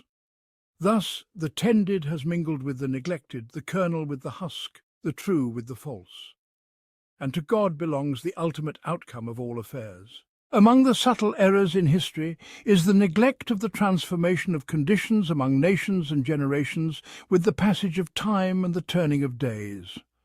This is a malady of profound obscurity, for it manifests only after long epochs, and few among the discerning notice it. The conditions of the world, of nations, their customs and their beliefs do not remain fixed on a single course or stable path. Rather, they shift with the days and ages, transitioning from one state to another. Just as this occurs with individuals, times and cities, so too does it happen across horizons, regions, eras and states. Such is the way of God, which has ever been with his servants. In the world, there were once the ancient Persians, the Syrians, the Nabateans, the Tuba kings, the children of Israel, and the Copts, each with their unique conditions in their states, kingdoms, governance, crafts, languages, conventions, and all their shared endeavours with their kin. Their contributions to the world's cultivation bear witness through their relics. Then came after them the later Persians, the Romans, and the Arabs, and those conditions transformed, their customs turning to what resembled or mirrored them, or to what differed or distanced itself from them. Thereafter, Islam arose with the state of Mudar, and those conditions underwent yet another complete transformation, becoming, for the most part, familiar to this age, passed down from predecessor to successor. Then the state of the Arabs and their days waned. Their forebears who had built their glory and laid the foundations of their dominion passed away, and authority fell into the hands of others among the non-Arabs, such as the Turks in the east, the Berbers in the Maghreb, and the Franks in the north. With their passing, nations vanished, conditions and customs overturned, their significance forgotten, and their affairs neglected. The prevalent cause of the transformation in conditions and customs is that the customs of each generation follow the customs of its ruler. As the wise proverb states, the people follow the religion of their king. When kings and rulers seize control of the state and authority, they inevitably turn to the customs of those before them, adopting much from them, while not neglecting the customs of their own generation. Thus, some divergence emerges in the customs of the state from those of the initial generation. When another state arises after them, blending its customs with those of its predecessors, it too differs somewhat, and its divergence from the first state becomes even more pronounced. This gradual divergence continues until it culminates in complete disparity. As long as nations and generations succeed one another in dominion and authority, divergence in customs and conditions persists. Analogy and imitation are innate to human nature, yet they are not immune to error, leading one astray through heedlessness and neglect, diverting him from his aim. Often a listener hears many accounts of the past without discerning the changes and transformations that have occurred, and so he applies them at first glance to what he knows, measuring them by what he has witnessed. Yet the difference between them may be vast, and thus he falls into the abyss of error. From this category comes what historians narrate of the affairs of Al-Hajjaj, claiming that his father was among the teachers, though teaching in this age is counted among the mundane crafts, far removed from the pride of tribal solidarity. In the tapestry of human endeavour, one beholds the humble and downtrodden, those bound to crafts and trades, striving to attain ranks for which they are unfit, deeming such heights within their grasp. Yet the whispers of ambition often lead them astray, and perchance the thread of their hope snaps from their hands, casting them into the abyss of ruin and perdition. Unaware are they of the impossibility of their quest, for they are but artisans and labourers, tethered to the pursuit of livelihood. In the dawn of Islam and the eras of the first two caliphates, education was not as it is now, nor was knowledge a mere craft. Rather, it was the transmission of what was heard from the lawgiver, a teaching of the unknown aspects of faith in the spirit of pure conveyance. Those who bore the banner of lineage and tribal solidarity, who upheld the faith, were the ones who taught the Book of God and the Sunnah of his Prophet, not as a profession, but as a sacred duty of communication. For it was their book, revealed to the messenger from among them, and through it came their guidance. Islam was their religion, for which they fought and perished, distinguishing themselves among the nations and earning honour thereby. Thus they were zealous in conveying and elucidating it to the community, undeterred by the haughtiness of the mighty or restrained by the pride of the noble. Testimony to this is the Prophet's dispatch of his eminent companions with the delegations of the Arabs to instruct them in the bounds of Islam and the laws it brought forth. He sent the 10 promised paradise and others after them. Only when Islam became firmly rooted and the sinews of the faith intertwined did distant nations grasp it from the hands of its original bearers. With the passage of time, conditions transformed, and the multiplicity of events necessitated the derivation of legal rulings from the sacred texts. This required a methodology to safeguard against error, and knowledge became a skill demanding study, evolving into one of the crafts and trades, as shall be elaborated in the chapter on knowledge and education. Meanwhile, those of tribal solidarity turned their focus to the affairs of sovereignty and dominion, entrusting knowledge to others who took it up as a means of sustenance. The noses of the affluent and the powerful turned up in disdain at engaging in teaching, and the pursuit of knowledge became the domain of the downtrodden, its practitioners held in contempt by the elite and the rulers. Consider Hajjaj ibn Yusuf. His father was among the nobles and chieftains of Thaqif, renowned for their tribal pride among the Arabs and their rivalry with Quraysh in honour. Yet his teaching of the Quran was not as it is in our time, a mere trade for livelihood, but rather, as we have described, a reflection of the primordial state of Islam. From this same perspective arises the misconception of those who peruse historical tomes and hear of the judges of old, their leadership in wars and their command of armies. Such tales ignite in them the delusions of ambition for similar stations, imagining that the role of judiciary in our age mirrors that of bygone eras.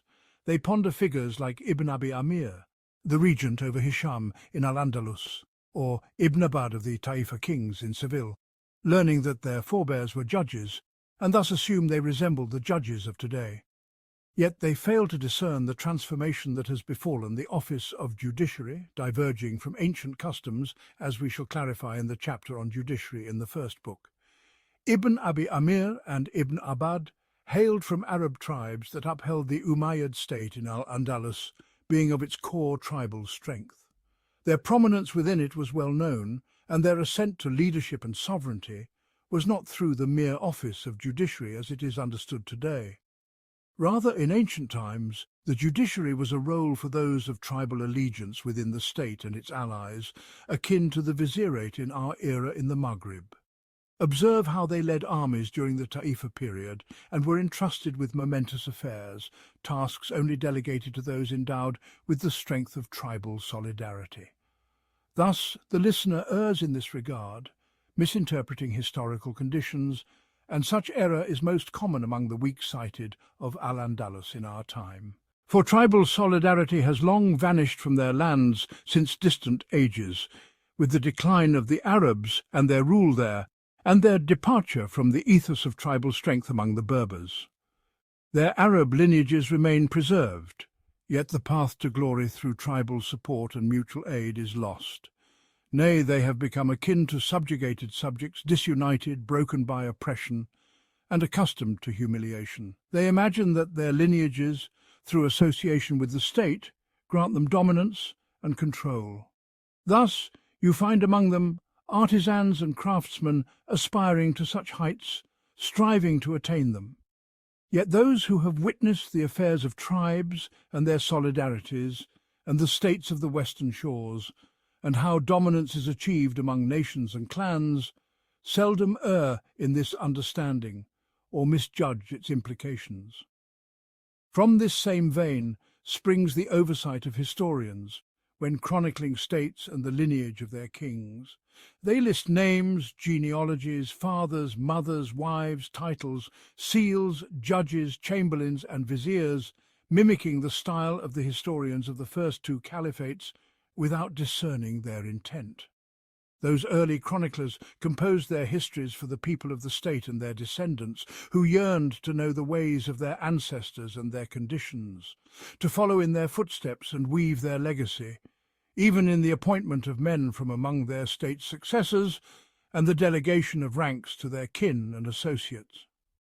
Judges, too, were of the state's tribal elite, counted among the viziers, as we have mentioned. Hence, there was a need to record all such details. But when states diverged and epochs grew distant, the purpose became confined to knowing the kings themselves, the lineage of states, their strength, dominance, and those who opposed or fell short of them among the nations. What benefit, then, is there for a compiler in this age to mention the sons, wives, seal engravings, titles, judges, viziers, and chamberlains of an ancient state whose origins, lineages, and standings are unknown? Such recording stems from mere imitation and negligence of the original author's aims, a forgetfulness of the true purposes of history. Save perhaps for mentioning viziers whose legacies loom large and whose tales overshadow those of kings, figures like Al-Hajjaj, the Banu al-Muhallab, the Barmakids, Banu Sal ibn Nawbakht, Kafur al-Ikhshidi, Ibn Abi Amir, and their like. There is no objection to alluding to their forebears and conditions, for they are reckoned among the ranks of kings. Let us conclude this discourse with a benefit to seal our words in this chapter. History is but the recounting of events particular to an era or generation. Yet, the narration of conditions encompassing the horizons, generations, and ages forms the foundation for the historian, upon which most of his purposes are built and through which his accounts are clarified. People of old would dedicate works to this end, as did al-Masudi in his Muruj al-Dahab, wherein he delineated the conditions of nations and regions in his time during the 30s of the 3rd century East and West. He described their beliefs, customs, lands, mountains, seas, kingdoms and states, distinguishing the factions of Arab and non-Arab peoples. Thus he became a guide for historians, a reference to which they return and a foundation upon which they verify many of their accounts. Then came al-Bakri after him, doing likewise in his Masalik wa al-Mamalik, focusing solely on roots and kingdoms, for in his era nations and generations had not undergone significant shifts or great changes. Yet, in our time, at the close of the 8th century, the conditions of the Maghrib, which we witness, have been utterly transformed and altered in their entirety. The ancient Berber generations have been supplanted by the Arab generations that emerged since the 5th century, who shattered them, dominated them, and wrested most of their homelands, sharing with them what remained of their lands under their rule. This transformation extends to the calamity that befell civilization, East and West, in the mid-8th century, with the sweeping plague that ravaged nations, decimated generations, erased much of the beauty of civilization, and obliterated its traces. It struck states in their senescence, at the zenith of their span, diminishing their shade, blunting their edge, weakening their authority, and hastening their dissolution and decay. Their wealth vanished, and the civilization of the earth crumbled with the decline of humanity. Cities and factories fell into ruin, paths and landmarks faded, homes and dwellings emptied, and states and tribes grew feeble. The inhabitants changed, as if the East, too, suffered what befell the Maghrib, proportionate to its scale of civilization. It is as though the tongue of the cosmos called out to the world for retreat and contraction, and it hastened to respond. And God is the inheritor of the earth and all upon it. When conditions transform entirely, it is as if creation itself is renewed from its root, the world wholly altered, a new genesis, a fresh beginning, a novel realm. Thus, there is a need in this age for one to record the conditions of creation, the horizons, its generations, customs, and beliefs that have changed for its people, following the path of al-Masudi in his time, to serve as a foundation for future historians to emulate. In this book of mine, I shall mention what I can of this in the context of the Maghrib, whether explicitly or interwoven within its narratives and allusions, for my intent in authorship is dedicated to the Maghrib, its generations, nations, kingdoms and states, to the exclusion of other regions due to my lack of insight into the affairs of the East and its peoples. The transmitted reports do not suffice for the depth I seek.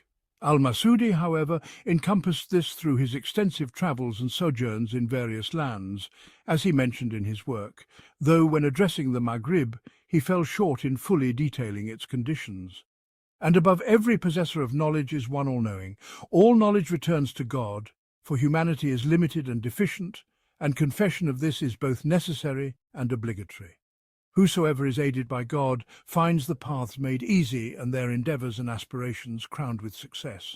With God's assistance, we undertake what we aim for in the purposes of this composition. God is the guide and the helper, and upon him we rely.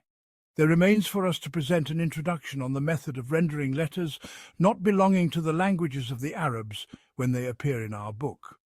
Know that letters in speech, as shall be explained later, are qualities of sounds emanating from the throat, shaped by the interruption of sound through the striking of the uvula and the edges of the tongue against the palate, throat and molars, or by the striking of the lips. Thus, the qualities of sounds vary with the variation of this striking, and letters become distinct in hearing, forming words that convey what lies within the conscience. Yet not all nations are equal in pronouncing these letters. One nation may possess letters absent in another. The Arabs articulate 28 letters, as is known, while the Hebrews have letters not found in our tongue, just as we have letters absent from theirs. So too with the Franks, Turks, Berbers and other non-Arabs. The people of the book among the Arabs agreed upon representing their audible letters with written forms distinguished by their shapes, such as alif, ba, jim, ra, ta and so forth to the 28 when encountering a letter not of their language. It remains unrepresented in writing, neglected in expression. Some scribes may depict it in the shape of the nearest letter in our language before or after it. Yet this is insufficient for representation. Nay, it alters the letter from its essence. Since this book of ours includes accounts of the Berbers and some non-Arabs, and since their names or certain words present letters not of our written language or conventions, we are compelled to clarify them. We do not suffice with rendering the nearest letter as we have stated, for in our view this fails to convey it adequately. Thus I have adopted in this book a convention to represent such a foreign letter with indications of the two letters that flank it, so that the reader may pronounce it as a midpoint between the articulations of those two letters, thereby achieving its rendition. I've drawn this method from the notation of the Quranic reciters in marking letters of imala, such as in Sirat, in the reading of Khalaf, where the Sad is pronounced as a blend between Sad and Za.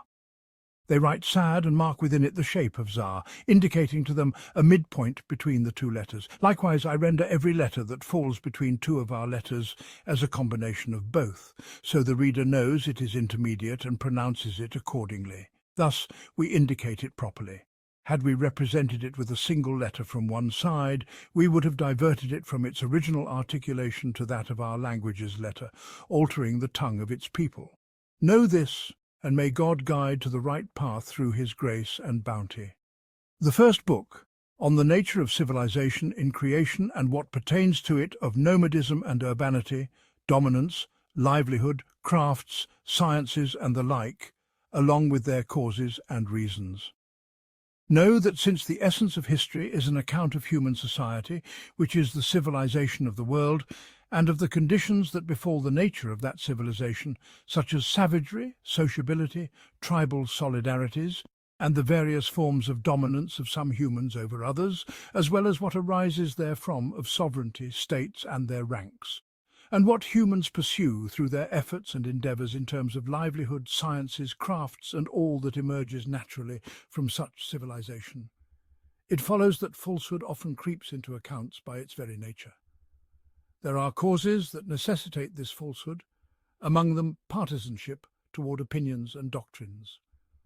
For when the soul is balanced in receiving a report, it grants it due scrutiny and examination until its truth or falsehood is discerned. But when it is tainted by bias toward an opinion or sect, it accepts reports aligning with it at first glance. Such inclination and partisanship veil the eye of discernment from criticism and scrutiny, leading to the acceptance and transmission of falsehood. Among the causes inducing falsehood in reports is trust in transmitters, and verifying this returns to validation and critique. Another cause is negligence of purposes, for many transmitters do not grasp the intent behind what they witnessed or heard, conveying the report based on their supposition and guesswork, thus falling into falsehood. Another is the assumption of truth, which is frequent and often stems from trust in transmitters. Yet another is ignorance of aligning conditions with events due to the deception and artifice that infiltrate them, so the reporter conveys them as seen, though they are contrived and not true in essence. Additionally, most people seek proximity to those of grandeur and rank through praise, adulation, embellishment of conditions, and spreading such fame, leading to widespread reporting that lacks truth. Souls are enamoured with praise, and people are captivated by worldly gains of status or wealth, seldom aspiring to virtues or competing for their champions. Among the causes preceding all the aforementioned is ignorance of the natures of conditions in civilization. Every event, whether in essence or action, must possess a nature specific to it and its circumstances. If the listener is acquainted with the natures of events and conditions in existence and their requirements, this aids in scrutinizing the report to distinguish truth from falsehood. This is the most effective method of scrutiny, surpassing all others. Often, listeners accept impossible reports and transmit them, as Al-Masudi narrated about Alexander, how sea creatures hindered him from building Alexandria, and how he fashioned a glass chest and descended to the sea's depths to depict the demonic creatures he saw, crafting their likenesses from metallic bodies and erecting them opposite the construction site. So the creatures fled upon seeing them, allowing the building to be completed, a lengthy tale of impossible fables. Such a story is implausible due to the crafting of a glass chest and confronting the sea and its waves with his body, and because kings do not subject themselves to such folly. Whoever among them attempts it exposes himself to ruin and the dissolution of order, with people turning to another, leading to his destruction without awaiting his return from such delusion even for a moment. Furthermore, spirits have no fixed forms or statues specific to them. They are capable of transformation, and what is mentioned of their multiple heads signifies horror and intimidation, not literal reality. All these points undermine that tale, and the most evident refutation from the perspective of existence is that one submerged in water, even within a chest, suffers from restricted air for natural breathing. The spirit heats rapidly due to its scarcity, losing the cool air that balances the temperament of the lungs and the cardiac spirit, leading to immediate death. This is the cause of death in bathhouses when sealed from cool air, or for those descending into deep wells and cisterns where the air grows hot with stagnation and is not ventilated by winds, causing instant demise. Such is also the reason for a whale's death when removed from the sea, for the air does not suffice to balance its lungs, being excessively hot compared to the cold water that sustains it, leading the heat to overwhelm its vital spirit and cause sudden death. Similar is the fate of those struck by lightning and the like. Among impossible reports is Al-Masudi's account of the statue of the starling in Rome, to which starlings gather on a specific day of the year bearing olives from which oil is extracted. Consider how far this strays from the natural process of oil production. Another is al-Bakri's narration of the city called Dut al-Abwab, City of Doors, spanning over 30 stages and encompassing 10,000 gates. Cities are built for fortification and defence, as shall be discussed, and this exceeds the bounds of enclosure, rendering it neither a fortress nor a refuge.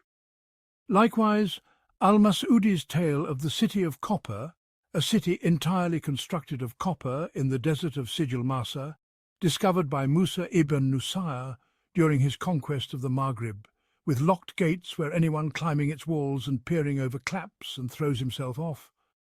Never to return, an impossible tale typical of storytellers' fables. The desert of Sijil Masa has been traversed by caravans and guides, yet none have stumbled upon news of this city. Moreover, such conditions are impossible by custom, contrary to the natural principles of city building and planning. Metals at most are used for vessels and tools, but erecting an entire city from them is, as you see, utterly implausible and remote. Such examples abound, and their scrutiny lies in understanding the natures of civilization, the finest and most reliable method to distinguish the truth of reports from their falsehood, preceding even the validation of narrators. One does not resort to validating narrators until ascertaining whether the report itself is possible or impossible. If it is impossible, there is no benefit in examining validation or critique. Scholars of critical inquiry have deemed the impossibility of a statement's implication or its interpretation in a manner unacceptable to reason as a flaw in a report.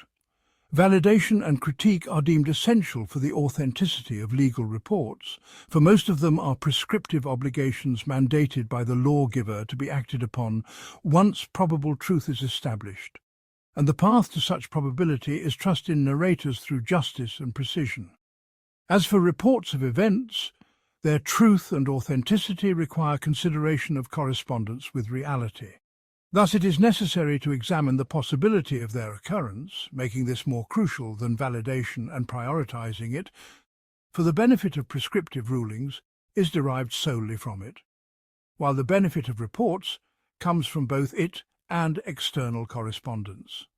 Therefore, the criterion for distinguishing truth from falsehood in reports based on possibility and impossibility is to examine human society, which is civilization, and discern what pertains to it by its essence and nature, what is incidental and negligible, and what cannot possibly pertain to it.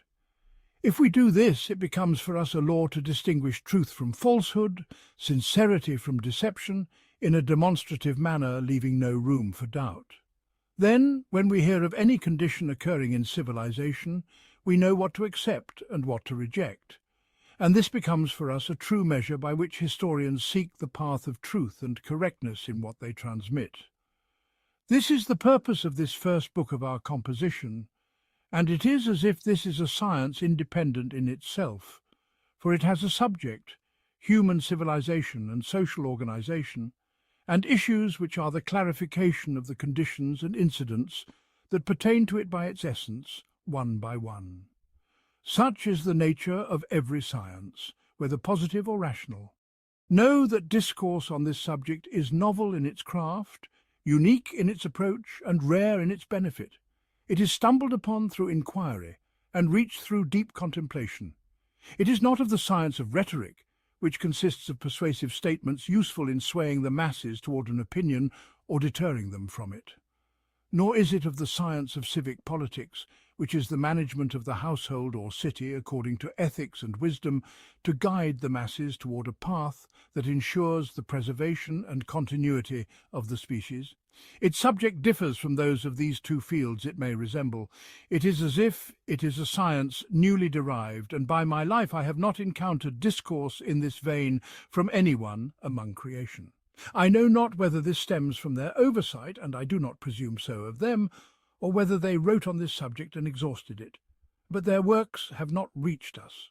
For sciences are numerous, and the wise among the nations of humanity are many, and what has not reached us of sciences exceeds what has. Where are the sciences of the Persians, which Umar, may God be pleased with him, ordered to be erased during the conquest? Where are the sciences of the Chaldeans, Syrians, and people of Babylon, and the traces and outcomes that emerged from them? Where are the sciences of the Copts and those before them? We have received only the sciences of a single nation, the Greeks, due to Al-Mamun's zeal in translating them from their language and his ability to do so through numerous translators and the expenditure of wealth. We have not encountered the sciences of others. Since every natural reality can be investigated for the conditions that pertain to it by its essence, it follows that for every concept and reality there should be a science specific to it. Yet perhaps the wise focused on the fruits of knowledge, and this field's fruit, as you see, lies only in reports. Though its issues are noble in themselves and their specificity, its fruit, verifying reports, is deemed minor, and thus they neglected it. And God knows best, for you have been given of knowledge but little. This field that has dawned upon us for contemplation, we find its issues arising incidentally. In the realm of intellectual endeavour, the proofs of the sciences emerge from the very essence of their inquiries, bound by subject and intent, as elucidated by the sages and scholars in their affirmations of prophethood. They assert that humanity, in its very existence, is interwoven through cooperation, thus necessitating a ruler and a deterrent to maintain order. Likewise, in the principles of jurisprudence, when addressing the establishment of languages, it is said that people, by the nature of their collaboration and communal life, require expressions to convey their intentions, for clarity in communication is the lighter burden to bear. Similarly, the jurists, in their rationale for the divine laws, base their reasoning on ultimate purposes. They declare that fornication disrupts lineage and corrupts the species, that murder, too, is a corruption of the species, and that oppression heralds the ruin of civilization, leading to the degradation of humanity itself.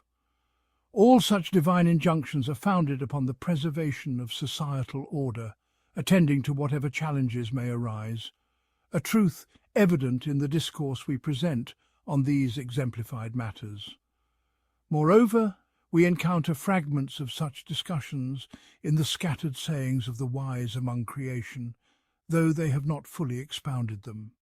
Among these is the utterance of Mobedan Beram Ibn Beram, as narrated by Al-Masudi in the Tale of the Owls. O King, the glory of a king is incomplete without the law, without standing in obedience to God, and without conducting affairs under his command and prohibition. The law finds no strength save through kingship. Kingship finds no glory save through men. Men find no sustenance save through wealth. Wealth finds no path save through prosperity, and prosperity finds no way save through justice. Justice is the balance established among creation, set by the Sustainer, with the king as its guardian. Likewise, from the words of Anushirvan on this very theme, kingship rests on the army on wealth, wealth on taxes, taxes on prosperity, prosperity on justice, and justice on the integrity of officials. The integrity of officials rests on the uprightness of ministers, and the cornerstone of all is the king's personal oversight of his subjects' affairs, his capacity to discipline them so that he governs them, and they do not govern him. In the book attributed to Aristotle on politics, widely circulated among people, there exists a valuable portion, though it lacks completeness and the fullness of proofs mingled with extraneous content. Yet it alludes to these very sayings we have quoted from Mobedin and Anushirvan, placing them within a proximate circle, the most profound of which is the statement, "The world is a garden, its fence the state." The state is authority, enlivened by tradition. Tradition is governance, steered by the king. The king is order, upheld by the army. The army is support, sustained by wealth. Wealth is provision, gathered by the subjects. The subjects are servants, sheltered by justice. Justice is familiar, and through it the world endures. Then the discourse circles back to its beginning, a sequence of 8 wise political sayings, interlinked, their ends returning to their beginnings, forming a cycle with no discernible start or end. Their discovery is a source of pride, their benefits immense.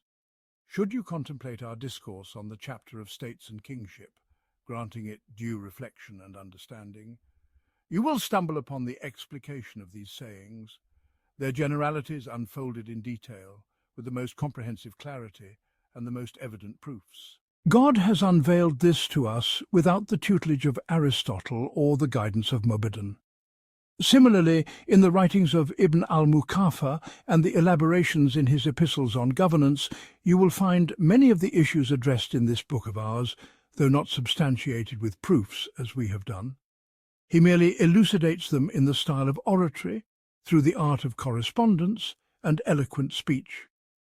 Likewise, Qadi Abu Bakr al-Turtushi, in his work Siraj al-Muluk, organizes his content into chapters akin to those of our book and its themes. Yet he does not strike the true mark, nor does he attain the core essence, nor fully expound the issues, nor clarify the proofs. He merely structures a chapter for each issue, then amasses traditions and narrations, quoting disparate sayings from the wise of Persia, such as Buzurgmir and Mobedin, as well as the sages of India, and what is attributed to Daniel, Hermes, and other luminaries of creation.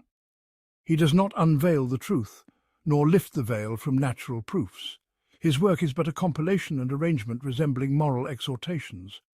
It is as though he hovered near the purpose, but did not grasp it, nor did he fully realize his intent or complete his inquiries.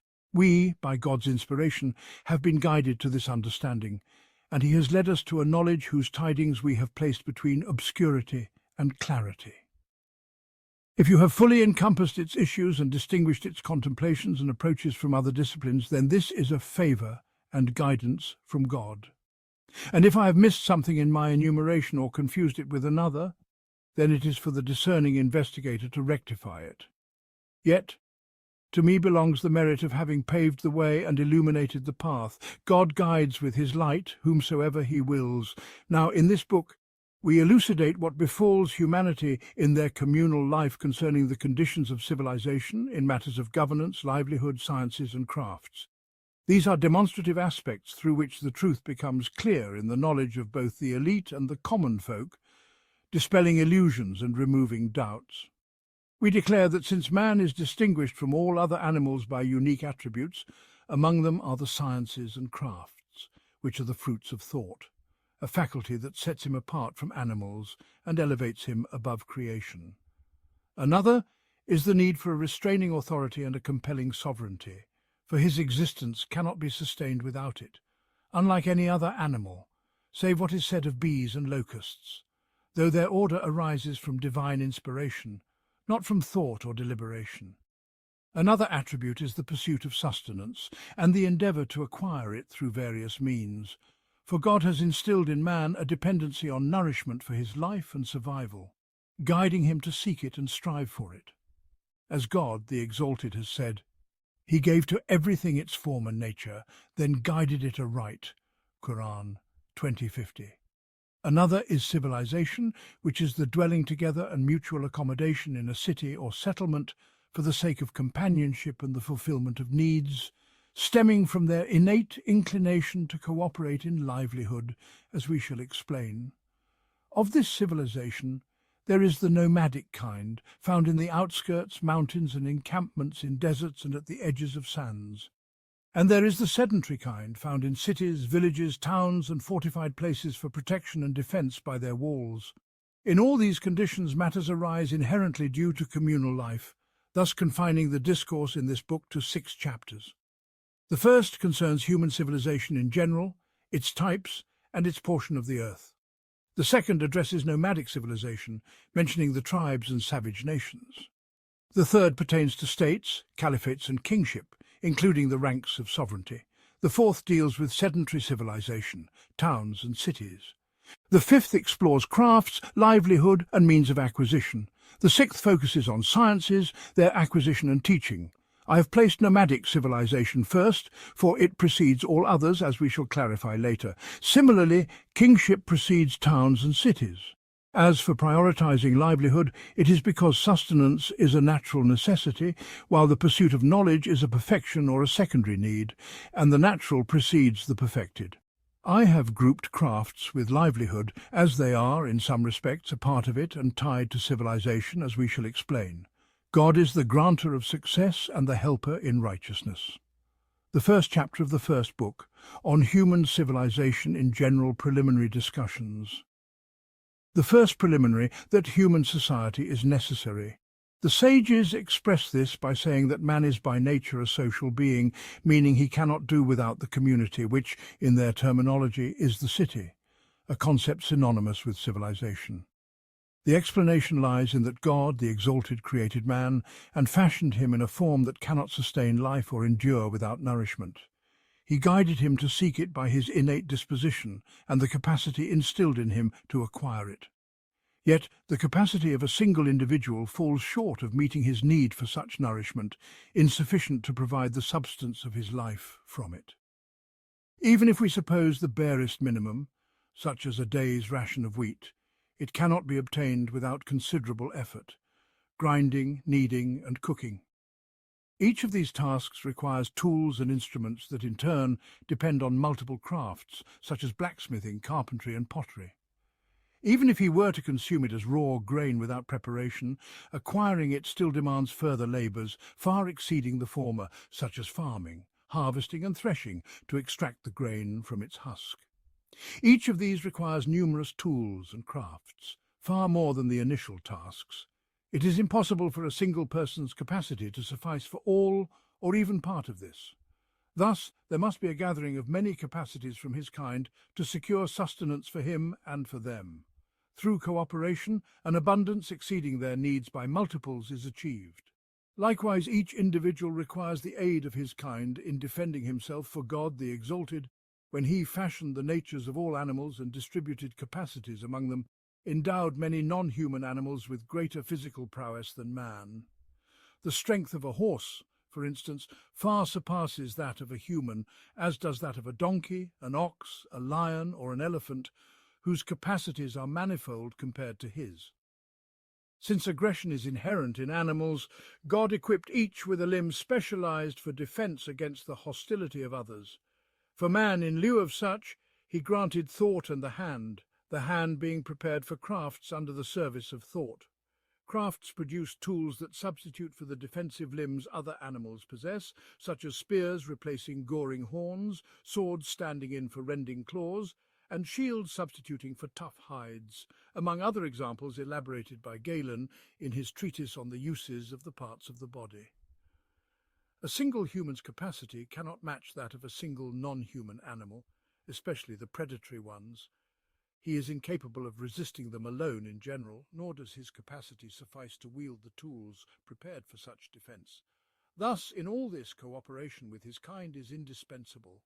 Without this cooperation, he cannot secure sustenance or nourishment, nor can his life be sustained, given the dependency on food God has instilled in him for his existence. nor can he defend himself, lacking weaponry, becoming prey to animals, hastening his demise before his natural lifespan and leading to the extinction of the human species. When cooperation secures for him sustenance for nourishment and weaponry for defense, God's wisdom in his preservation and the safeguarding of his species is fulfilled. Therefore, this communal gathering is essential for the human species.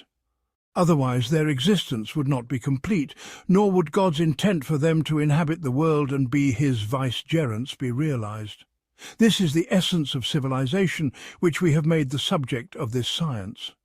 In this discourse lies a form of proof for the subject within its field, though it is not obligatory for the practitioner of a discipline to establish the subject within that discipline as established in logical methodology. Yet it is not among the prohibited acts either, rendering its proof a voluntary contribution. God is the granter of success through his grace. Furthermore, when this communal gathering occurs among humans as we have established, and the world is civilized through them, there must be a deterrent to prevent some from aggressing against others, due to the innate animalistic tendencies of hostility and oppression within them. The weapons designed to repel the aggression of non-human animals are insufficient to prevent aggression among themselves, as they are available to all. Thus there must be something else to deter aggression among them, and it cannot come from other than themselves, given the inferiority of all other animals in perception and inspiration. This deterrent must be one of their own, possessing dominance, authority, and overpowering strength over them, so that none may aggress against another. This is the essence of kingship. Through this, it becomes clear to you that humans possess a natural characteristic indispensable to them. This may also be found in some non-human animals, as mentioned by the sages, such as in bees and locusts, where observation reveals governance, submission, and obedience to a leader distinguished from them in form and physique. However, in non-humans, this arises from instinct and divine guidance, not from thought or governance. As God has said, He gave to everything its form and nature, then guided it aright. Quran 20:50. The philosophers extend this argument further in their attempt to prove prophethood through rational evidence, asserting it as a natural characteristic of humans. They establish this proof to its furthest extent, stating that humans require a restraining authority. They then add that this authority must be based on a divinely ordained law brought by one of their own, distinguished from them by qualities of guidance God instills in him, so that submission to him and acceptance from him may occur, ensuring governance among and over them without denial or distortion. This proposition, for the philosophers, lacks demonstrative proof, as you can see, for human existence and life can be sustained without it, through what a ruler imposes by his own will or through tribal solidarity that enables him to overpower and guide them on his path. The followers of scriptures and prophets are few compared to the Magians who have no scripture, yet they constitute the majority of the world's inhabitants. Despite this, they have had states and monuments in addition to mere existence, and so it remains to this day in the remote regions of the north and south. Human life without any deterrent would be chaotic and impossible. Through this, their error in deeming prophethood rationally necessary becomes evident. Its basis is not rational, but rather scriptural, as held by the early generations of this community. God is the guardian of success and guidance. The second preliminary. On the portion of civilization on Earth, and an indication of some of its trees, rivers and regions. Know that it has been established in the books of the sages who investigate the conditions of the world that the shape of the earth is spherical, enveloped by the element of water, like a grape floating upon it. The water receded from some of its sides by God's will, for the formation of animals upon it and its civilization by the human species, to whom he granted vicegerency over all else. One might imagine from this that water lies beneath the earth, but this is not so. Rather, the natural core is the centre of the earth's sphere, its midpoint, which all things seek due to their weight. Beyond that are its surfaces. As for the water surrounding it, it lies above the earth, though it may be said to be beneath in relation to another side. The portion of Earth from which water has receded for civilization is half of its spherical surface, in the form of a circle encompassed by the watery element on all sides, as an ocean known as the surrounding sea, also called Lablaya with emphasis on the second lam, and Oceanus, foreign names. It is also termed the Green Sea and the Black Sea. Of this exposed Earth for civilization, the deserts and barren lands exceed the civilized portions. The barren areas in the south are more extensive than in the north, while the civilized parts lean toward the northern side in a flattened spherical form extending southward to the equator and northward to a spherical line beyond the mountains separating it from the elemental water, where lies the barrier of Gog and Magog. These mountains incline toward the east, and from east and west the land extends to the elemental water in two segments of the encircling circle. It is said that this exposed portion of the earth amounts to half of the sphere or less, and the civilized part is a quarter of it, divided into the 7 regions. The equator bisects the earth into 2 halves from west to east, representing its length and the largest line on its sphere, just as the zodiacal belt and the equinoctial circle are the largest lines in the celestial sphere. The zodiacal belt is divided into 360 degrees, each degree corresponding to 25 leagues on Earth. A league is 12,000 cubits, a cubit is 24 fingers, and a finger is 6 barley grains aligned side by side, back to belly. Between the equinoctial circle, which bisects the celestial sphere and aligns with the equator on Earth, and each of the poles, there are 90 degrees. However, civilization in the northern direction from the equator extends to 64 degrees, with the remainder being barren due to extreme cold and ice, just as the southern direction is entirely barren due to intense heat, as we shall explain, God willing. Those who have reported on this submerged portion, its boundaries, and what lies within it of cities, towns, mountains, seas, rivers, deserts, and sands, such as Ptolemy in his geography and the author of Zakar after him, have divided this submerged area into 7 sections called the 7 regions, with imaginary boundaries from east to west, equal in width, but differing in length. The first region is longer than those following it, and so on, with the 7th being the shortest, as dictated by the configuration of the circle resulting from the recession of water from the Earth's sphere. Each of these regions, according to them, is subdivided into 10 parts from west to east sequentially, with each part detailing its conditions and the state of its civilization. They mention that from this surrounding sea, in the west at the 4th region, emerges the Roman Sea, also known as the Mediterranean, beginning at a narrow gulf of about 12 miles in width between Tangier and Tarifa, called the Strait. It extends eastward, widening to 600 miles, and ends at the 4th part of the 4th region, spanning 1,160 leagues from its origin. On its shores to the east lie the coasts of the Levant, and to the south the coasts of the Maghreb, beginning with Tangier at the Gulf, then Ifriqiya, Barca, and Alexandria. To the north are the coasts of Constantinople at the Gulf, then Venice, Rome, the Franks, and Andalusia, up to Tarifa at the strait opposite Tangier. This sea is called the Roman Sea, or the Levantine Sea, and within it are numerous inhabited large islands such as Crete, Cyprus, Sicily, Majorca, and Sardinia. They state that from it, in the northern direction, 2 other seas emerge from 2 gulfs. One aligns with Constantinople, beginning narrowly from this sea at the width of an arrow shot, passing through 3 seas until it reaches Constantinople, then widening to 4 miles and extending 60 miles. It is called the Gulf of Constantinople. From its mouth, 6 miles wide, it extends into the Sea of Nitas, which veers eastward, passing through the land of Heraclea and ending at the land of the Khazars, 1,300 miles from its mouth. On its sides are nations of the Romans, Turks, Bulgars, and Russians. The second gulf from this Roman sea is the Sea of Venice, emerging from the land of the Romans northward.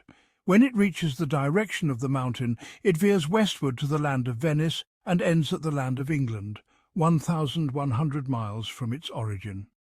On its banks are the Venetians, Romans, and other nations, and it is called the Gulf of Venice. They also mention that from this surrounding sea in the east, 13 degrees north of the equator, a vast expansive sea emerges, veering slightly southward until it reaches the first region, then extending westward to the fifth part of it, to the lands of Abyssinia and the Zanj, and to the Gate of Mandab, spanning 4,000 leagues from its origin. It is called the Chinese Sea, the Indian Sea, and the Abyssinian Sea. On its southern side are the lands of the Zanj and Yuba, mentioned by Imru al-Qais in his poetry, not to be confused with the Berbers, who are tribes of the Maghreb, then the land of Makdanso, Sofala, the land of Wakwak, and other nations beyond whom lie only deserts and barren lands. On its northern side, from its origin, are China, then India, the Barrier, and the coasts of Yemen from Akaf and Zabid, among others, then the lands of the Zanj at its end, followed by Abyssinia. They state that from this Abyssinian Sea, two other seas emerge. One begins at its end at the Gate of Mandab, starting narrowly, then extending northward with a slight westward inclination, until it reaches Kulzum in the fifth part of the second region, 1,400 miles from its origin. It is called the Sea of Kulzum, or the Sea of Suez. Between it and Fustat in Egypt are three stages. On its eastern side are the coasts of Yemen, then the Hijaz, Jeddah, Medina, Ayla, and Faran at its end. On its western side are the coasts of Upper Egypt, Aidab, Swakin, Zaila, and then the lands of Abyssinia at its beginning. At its end, near Kulzum, it aligns with the Roman Sea at Arish, with about 6 stages between them. The rulers in Islam and before have long sought to connect the two, but this has not been achieved. The second sea from this Abyssinian Sea, called the Green Gulf, emerges between the lands of Sind and Akaf in Yemen, extending northward with a slight westward inclination until it reaches Ayla on the coasts of Basra in the sixth part of the second region, 440 leagues from its origin. It is called the Sea of Persia. On its eastern side are the coasts of Sind, Makran, Kerman, Fars, and Abala at its end. On its western side are the coasts of Bahrain, Yamama, Oman, Shir, and Akaf at its beginning. Between the Sea of Persia and the Sea of Kulzum lies the Arabian Peninsula, as if it were a protrusion of land into the sea, surrounded by the Abyssinian Sea to the south, the Sea of Kulzum to the west, and the Sea of Persia to the east. It opens to Iraq between the Levant and Basra, spanning 1,500 miles between them. There lie Kufa, Qadisiyah, Baghdad, the Palace of Khosrow, and Hira. Beyond that are the non-Arab nations of the Turks, Khazars, and others. In the Arabian Peninsula, the Hijaz lies in its western part, Yamama, Bahrain, and Oman in its eastern part, and Yemen in its southern part, with its coasts on the Abyssinian Sea.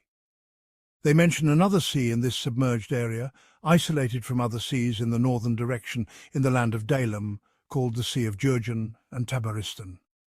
It stretches 1,000 miles in length and 600 miles in width. To its west are Azerbaijan and Dalam, to its east the land of the Turks and Khwarazm, to its south Tabaristan, and to its north the lands of the Khazars and Alans. This summarizes the famous seas mentioned by geographers. They state that in this submerged portion there are numerous rivers, the greatest of which are 4, the Nile, the Euphrates, the Tigris, and the river of Balkh, known as Jehun. As for the Nile, its source is a great mountain beyond the equator at 16 degrees, aligned with the fourth part of the first region, called the Mountain of the Moon, the highest mountain known on earth. From it spring many fountains, some flowing into one lake, others into another. Then rivers flow from these two lakes, converging into a single lake at the equator, 10 stages from the mountain. From this lake, 2 rivers emerge. One flows northward on its course, passing through the lands of Nubia, then Egypt. Beyond Egypt, it branches into proximate channels, each called a canal, all emptying into the Roman Sea at Alexandria. It is called the Nile of Egypt, with Upper Egypt on its eastern bank, and the oases on its western. The other river veers westward, flowing on its course until it empties into the surrounding sea. It is the river of Sudan, with all its nations on its banks. As for the Euphrates, its source is in the lands of Armenia in the 6th part of the 5th region. It flows southward through the land of the Romans and Malatya to Manbij, then passes Siffin, Raqqa and Kufa until it reaches the marshland between Basra and Wasit, from where it empties into the Abyssinian Sea. Along its course, numerous rivers join it, and others branch from it to join the Tigris.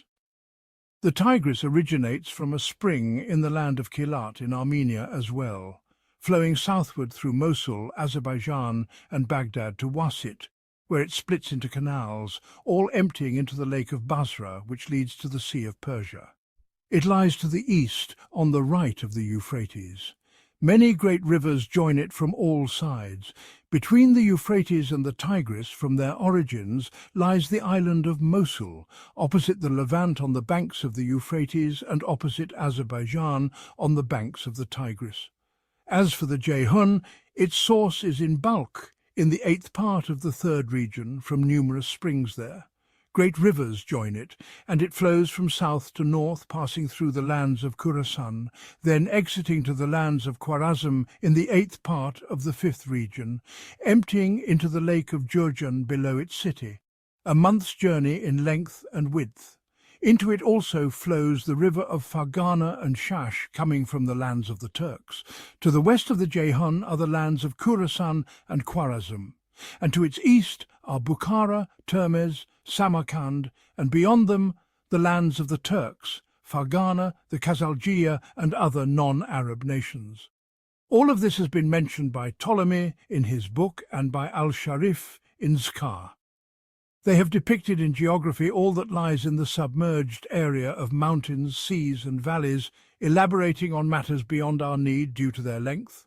For our primary concern is with the Maghreb, the homeland of the Berbers, and the lands of the Arabs in the east. God is the granter of success.